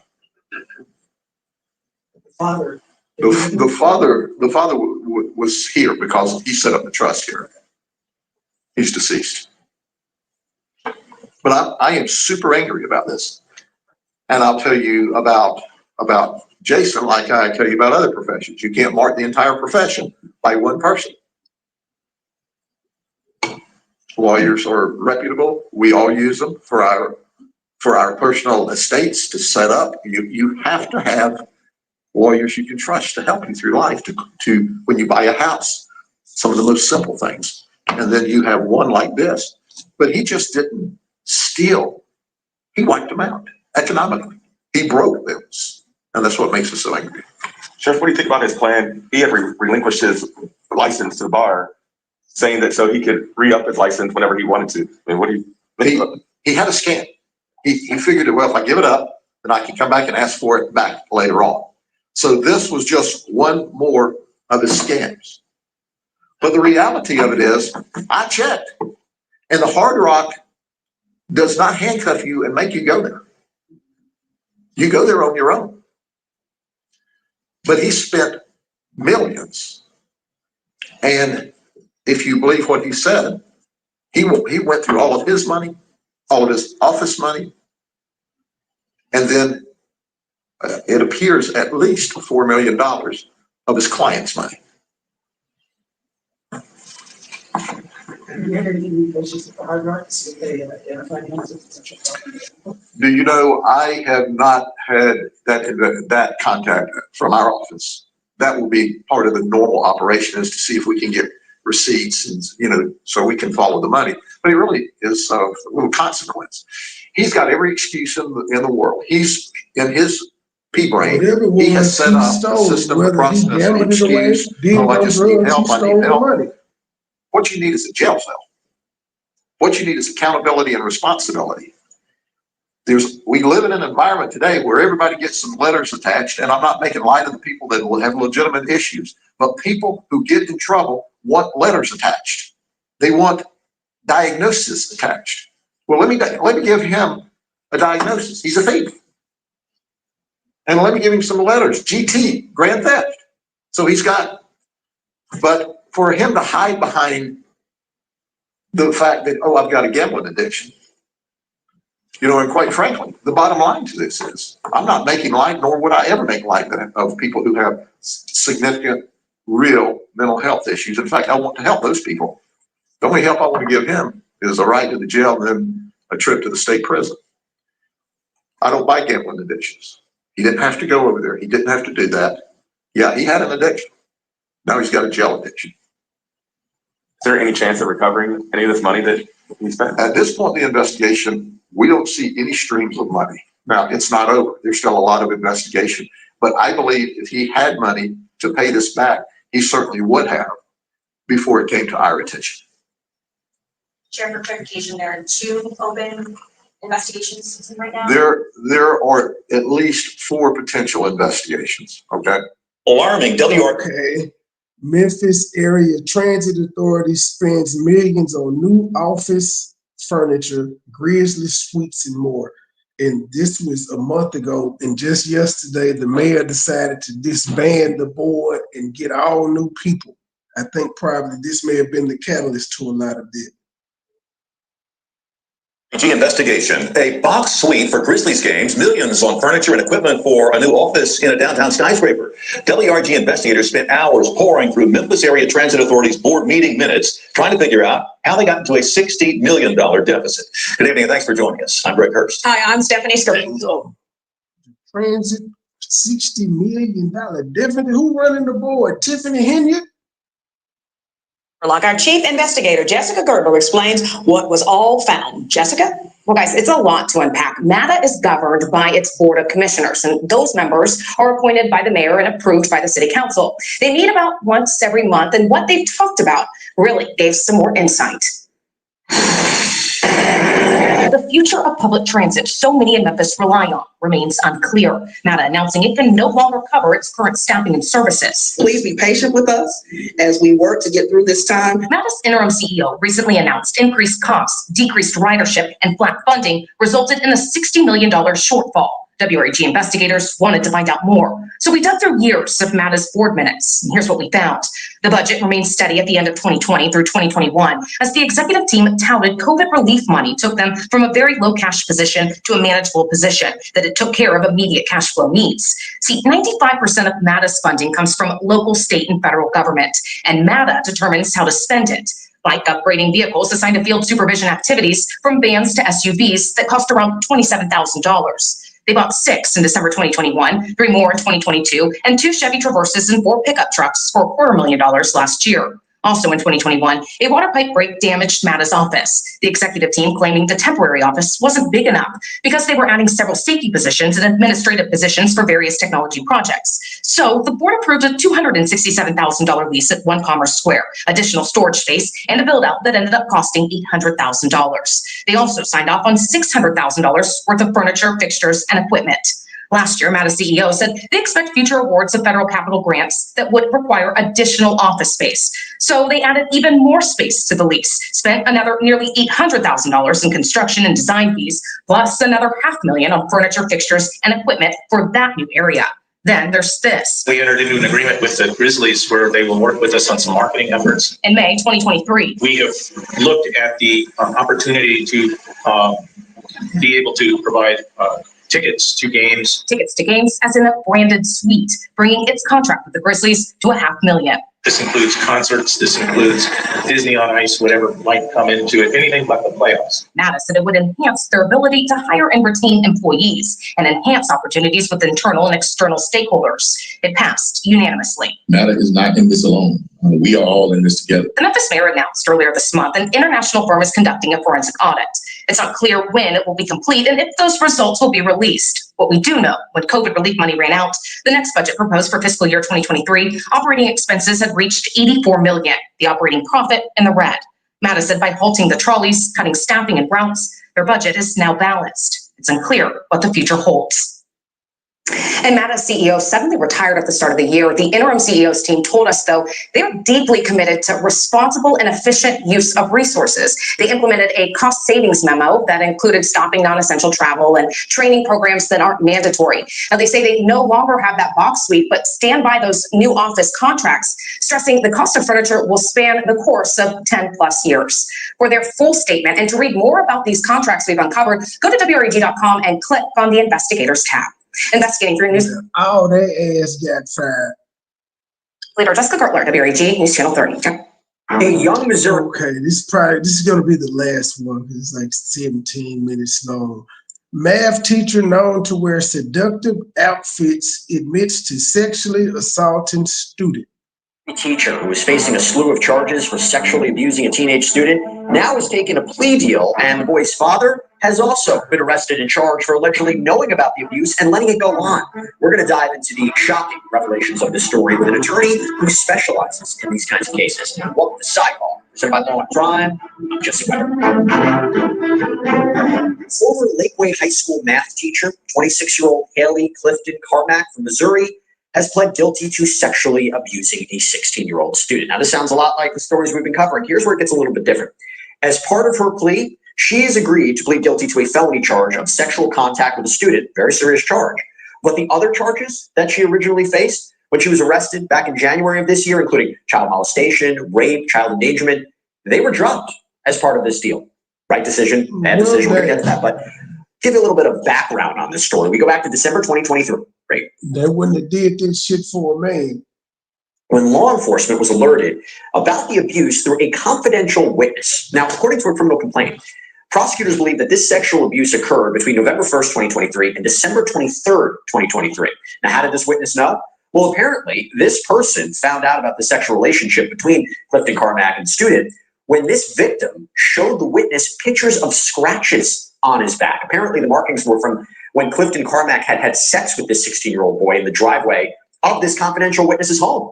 Also, this witness said that they overheard her on the phone with the victim saying, "I can send you money, baby." Now, before we get into anything further in this case, and there is a lot more to get into, I want to bring in attorney Krista Ramey, who represents claims involving children who have suffered catastrophic injuries due to sexual abuse or school negligence. Thank you so much for coming on to talk about this. First thing I wanted to ask you was, what do you make of a deal like this? Because on one hand, very serious charge, but the other charges were dropped. Yeah, I'm curious about that. I also know that the dad of this child kind of knew what was going on, and there was also some child endangerment charges with respect to the father. I wonder if anything materialized there. I didn't see that. We'll get to that. We're going to get to that. We'll get to that a little bit more. Yeah. So yeah, I am a little bit surprised. I think maybe because of his age, he was the age of the majority, and a child of 16 years old though cannot consent legally, and it is absolutely beyond the pale that teachers are still doing this. But pedophiles have put themselves in positions of trust with children, and that's just how they operate. So I think that I am not very happy about the lower charges, but that's what we're. So according to the Pulaski County prosecuting attorney, Kevin Hillman, he told People that she could face 4 years in prison, and this would be pursuant to Missouri's sex offender assessment program. So it's not like she's getting probation or anything like that, but if she's looking maybe at 4 years in prison, that's pretty significant with what we're talking about here. But at the same time, given the allegations and given what the former charges were, could somebody look at this case and say that's not enough here? I think so. You don't serve those 4 years, as you know, and what you're looking at here is not one offense, but multiple occasions that she had sexual contact with this boy, and so and had kids protect them at school to make sure that no one walking on them. It was a whole affair that was being kept undercover. I think that it's a little bit more serious than what we're ended up with here. Hey, by the way, we really appreciate you following us for this story, and for that, let me take a minute to talk to you about something that could really help your life. If you're a business owner or starting a business, so for example, I could seamlessly Sidebar. We can check it out. So I will tease this by saying I have a feeling why she agreed to this in a second, but let me go a little bit more into the details of the story. So according to the probable cause statement in this case, it's from a sergeant, a detective. It says, quote, during the interview, the confidential witness stated Haley is too friendly with students and sometimes will dress inappropriately at school. When asked to describe what inappropriate was to them, the confidential witness stated she will wear tight or low-cut shirts to show off her, quote, headlights, and will wear light leggings that show off her, I'm not going to say it, it's a kind of an inappropriate term, but private area. Now, the confidential witness also stated that Haley has openly discussed her personal life with the class and stated she has gotten in trouble with the administration for being too close with students. Now, Krista, I've covered a lot of these cases, unfortunately, recently. This said to me, is this grooming? Is this, you create this kind of comfortability with your students, you're kind of open with them. Is that typical? Do you see that in these kinds of cases? Absolutely do. And these are things that should alert the school to this conduct. So when you see someone that is dressing inappropriately, a teacher that is spending a lot of time with children, being too friendly or familiar with children, driving them home maybe from school, giving them special treatment or favors, all of this stuff is what other people are witnessing that are her colleagues. And it is going on, school's allowing it to go on, it's grooming that's happening right in their backyard.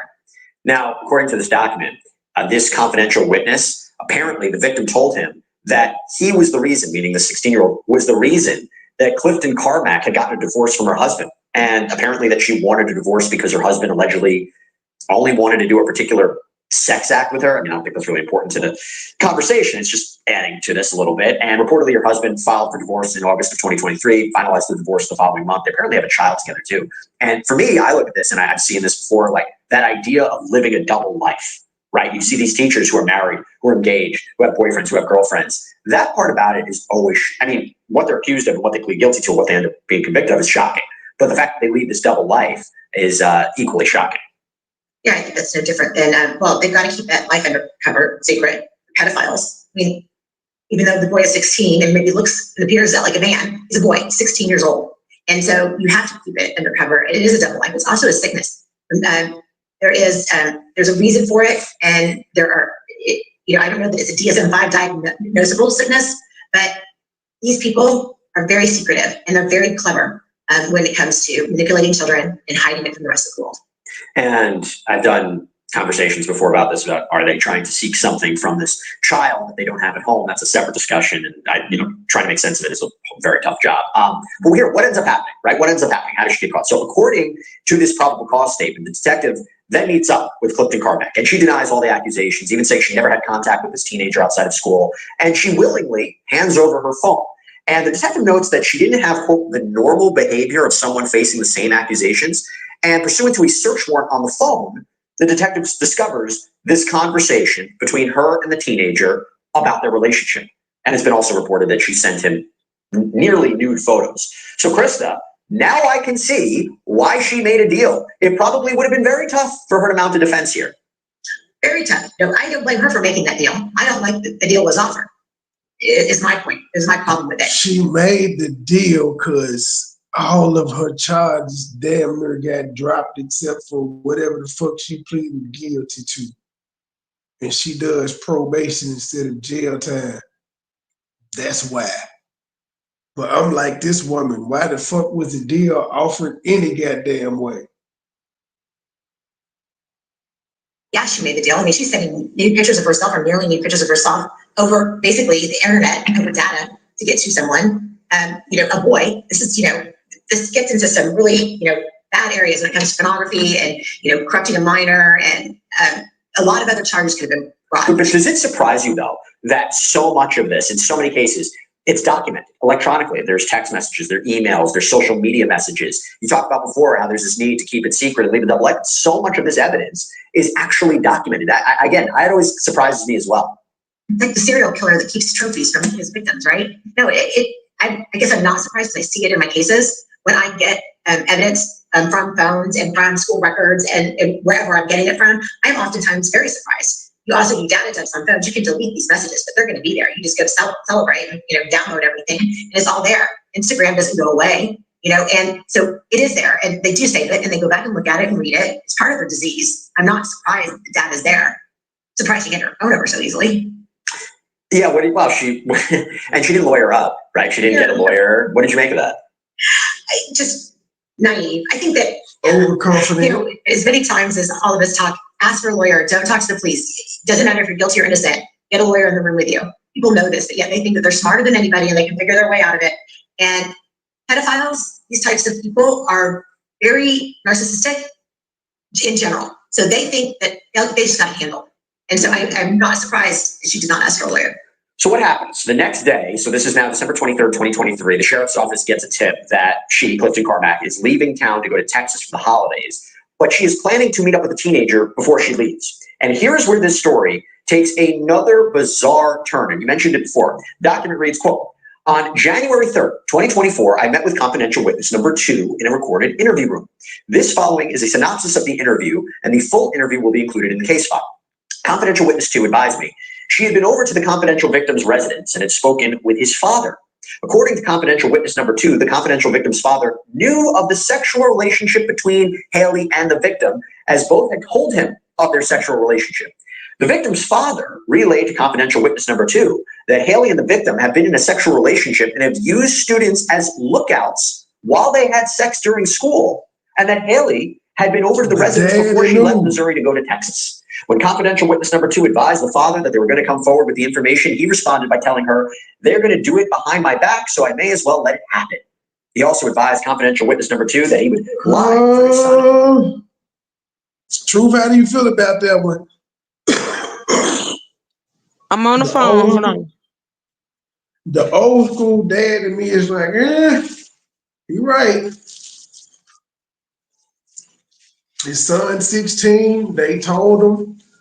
The son, they told him he okayed it. I guess it would kind of be like, yeah, I see you saying what, Melissa. It would kind of be like how back in the day, them people actually still laws on the books where motherfuckers can get married if they have their parents' consent and things of that nature. It would, I guess that falls under that situation. The dad said, shit, they're going to do it behind my back anyway. That's how, that is kind of true. When you tell the people not to date and do this, they do it behind your back. Teens do. I'm torn on that response. I don't, because I guess it's, as a dad with our boys, we see it differently. She 26, he's 16. Dad is like, boy, you got you some prime pussy. That's dad thinking, but the other way around, we would be upset if it was our daughter and a 26-year-old nigga. So, yeah, I'm torn there. Yep, she said she put up, there you go. I ain't mad at you for it. Mom must not be rounded because today they talking about dad in this one. They ain't got no word from. I would love to hear what mom says in contrast to what dad said, but dad knew about it, so it's not. Maybe that's why she got the deal that she got, because the dad in fact knew and he wasn't bothered by it. He gave his approval.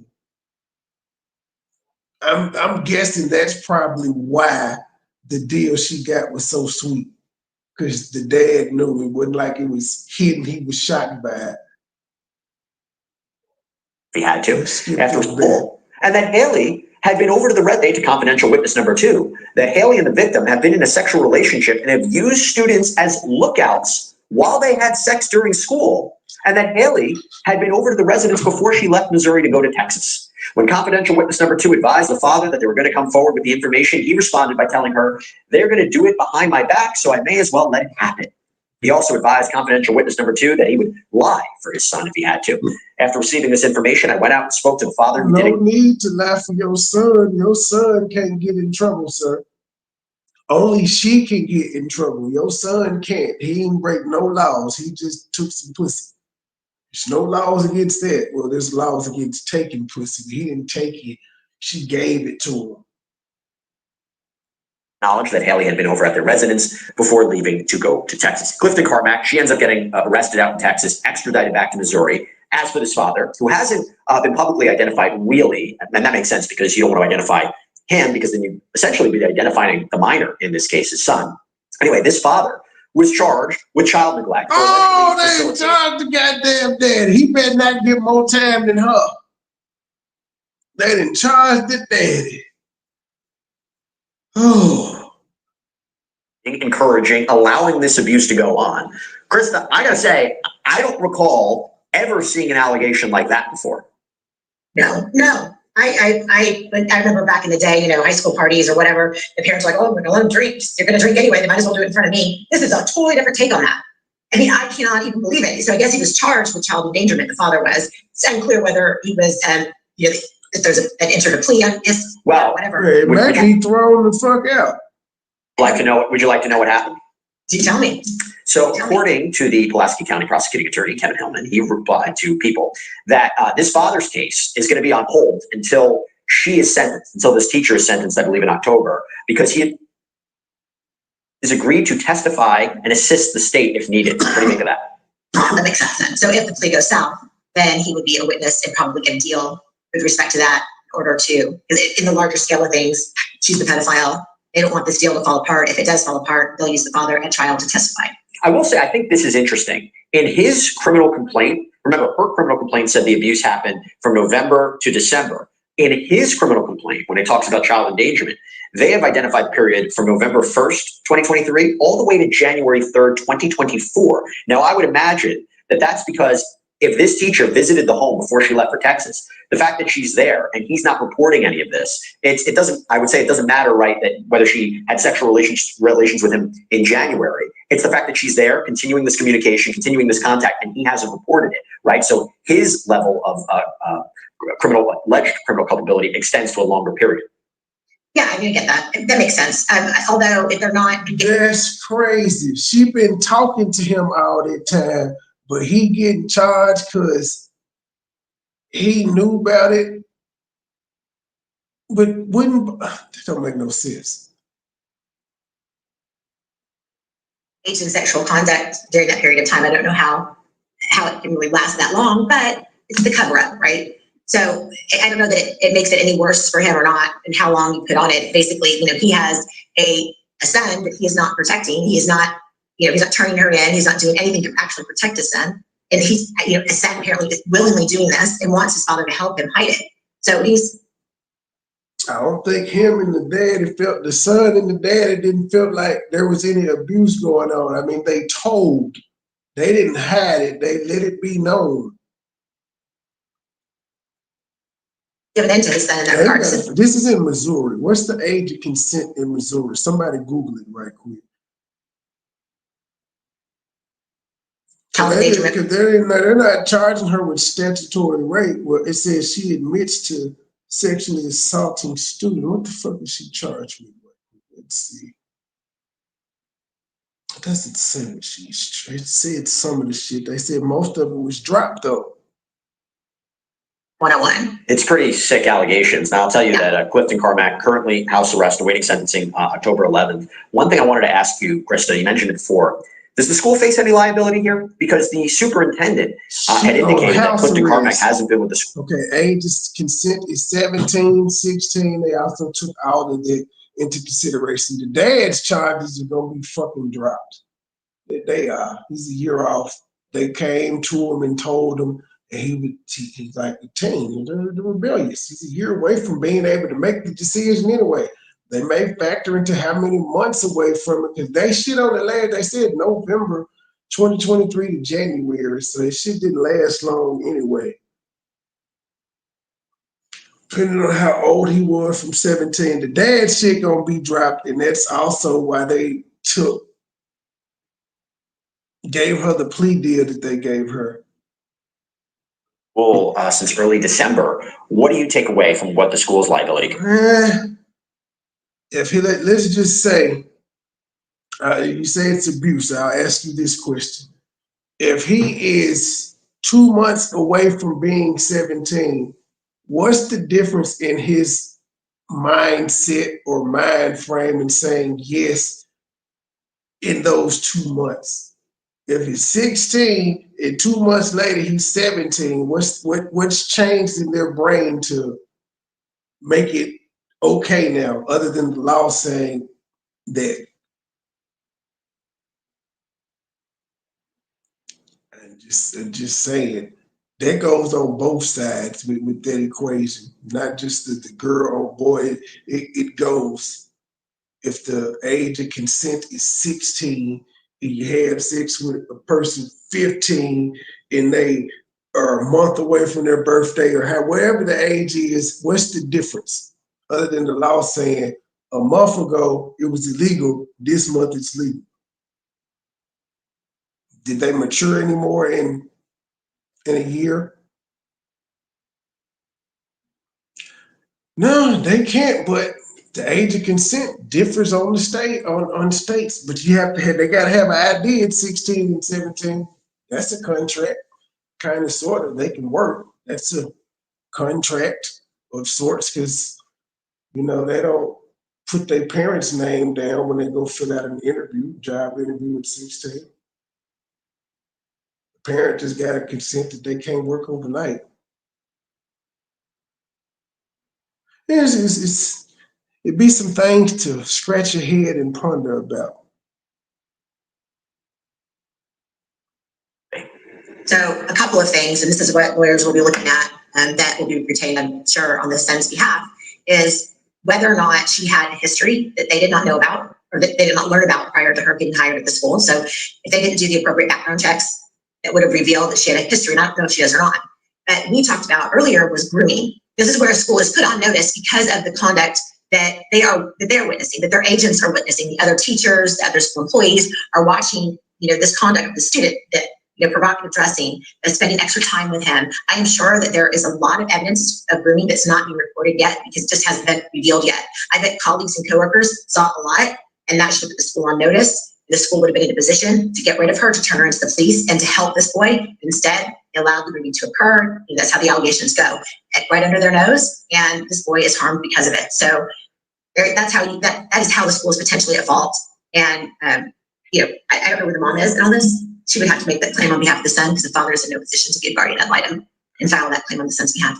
And they'll be very curious to see what happens to him legally speaking, and we'll see what the sentence will be for this former teacher. But Krista Ramey, thank you so much for coming on and breaking down what is unfortunately another disturbing case of child abuse in the school system. But thank you so much. Anytime. All right, everybody. I have to do a follow-up on this story. I want to see what happened to her and the dad. I'm 100% confident, though, the charges are going to be dropped against the dad. I am. Well, all right, y'all. That's it. That's all I got. I had to figure out something for tonight's show. The YouTube streets got boring with the old rigmarole. I was tired of the Stacy and Cheryl. I got tired of the damn Vaughn video I was on. So, yeah. Moving along. What we doing tonight? I don't know, but we're going to do something. I think Truth going live later on. Not sure, but if she does, I'll share it on my commune wall. And I'll see y'all there. Till the next episode, we out.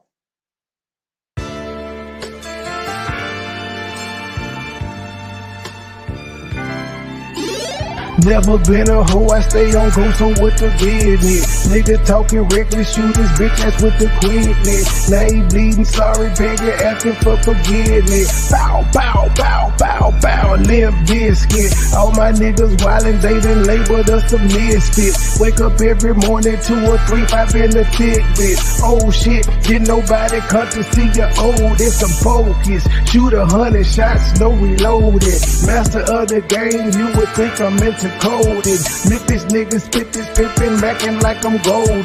Ho, with my money, you gon' turn me to the old me. Say hi, first class flight, I'm in the nosebleed. Copy, cooking, whipping, shipping till you count the proceeds. OG, I've been moving fast niggas since 03. Low key, niggas hating but they don't want no beef. State gang, true sippers, bitch, I bet we don't eat. Get jammed, get a lawyer, make it bunny, don't speak. Pour up, I need some more. a nigga had a long week. Shout out to my plug, he showed me love, he out in Long Beach. I'm true geek, walking by myself but left with two freaks. Ooh, we nothing in they mouth and on they booty. Austin Power swag, yeah, baby, this is groovy. You can call me Money Boy or you can call me Nudie. Hood niggas, churches, chicken, let me get a 2-piece. Top down, 2-seater, let me feel the 2-breeze. Gotta hold it steady, chopper, kick it back like Bruce Lee. Lately I've been in the zone, I guess I'm in my 2-3. Don't call my phone for nothing less than a QP. Feeling like the Migos, cause my bitch is bad and bougie. All my haters love me, all these bitches just some groupies. Came a long way, I like to introduce the new me. Standing on business like I'm king or like I'm Drewski. Call me Ron Island cause I like my love for shoes. Yeah, when we link it's a movie, she busted like a Uzi. I love the way she do me, I beat it up like Uzi. She dancing just like Suki. Call me Ron Island cause I love my love for choosy. When we link it's a movie, she busted like a Uzi. I love the way she do me, I beat it up like Uzi. She dancing just like Suki. I never been a hoe, I stay on go, so what the business? Niggas talking reckless, shoot his bitch ass with the quickness. Name pleading sorry, baby, asking for forgiveness. Bow, bow, bow, bow, bow, Limp Biscuit. Never been a hoe, I stay on go, so what the business? Nigga talking reckless, shoot his bitch ass with the quickness. Name pleading sorry, baby, asking for forgiveness. Bow, bow, bow.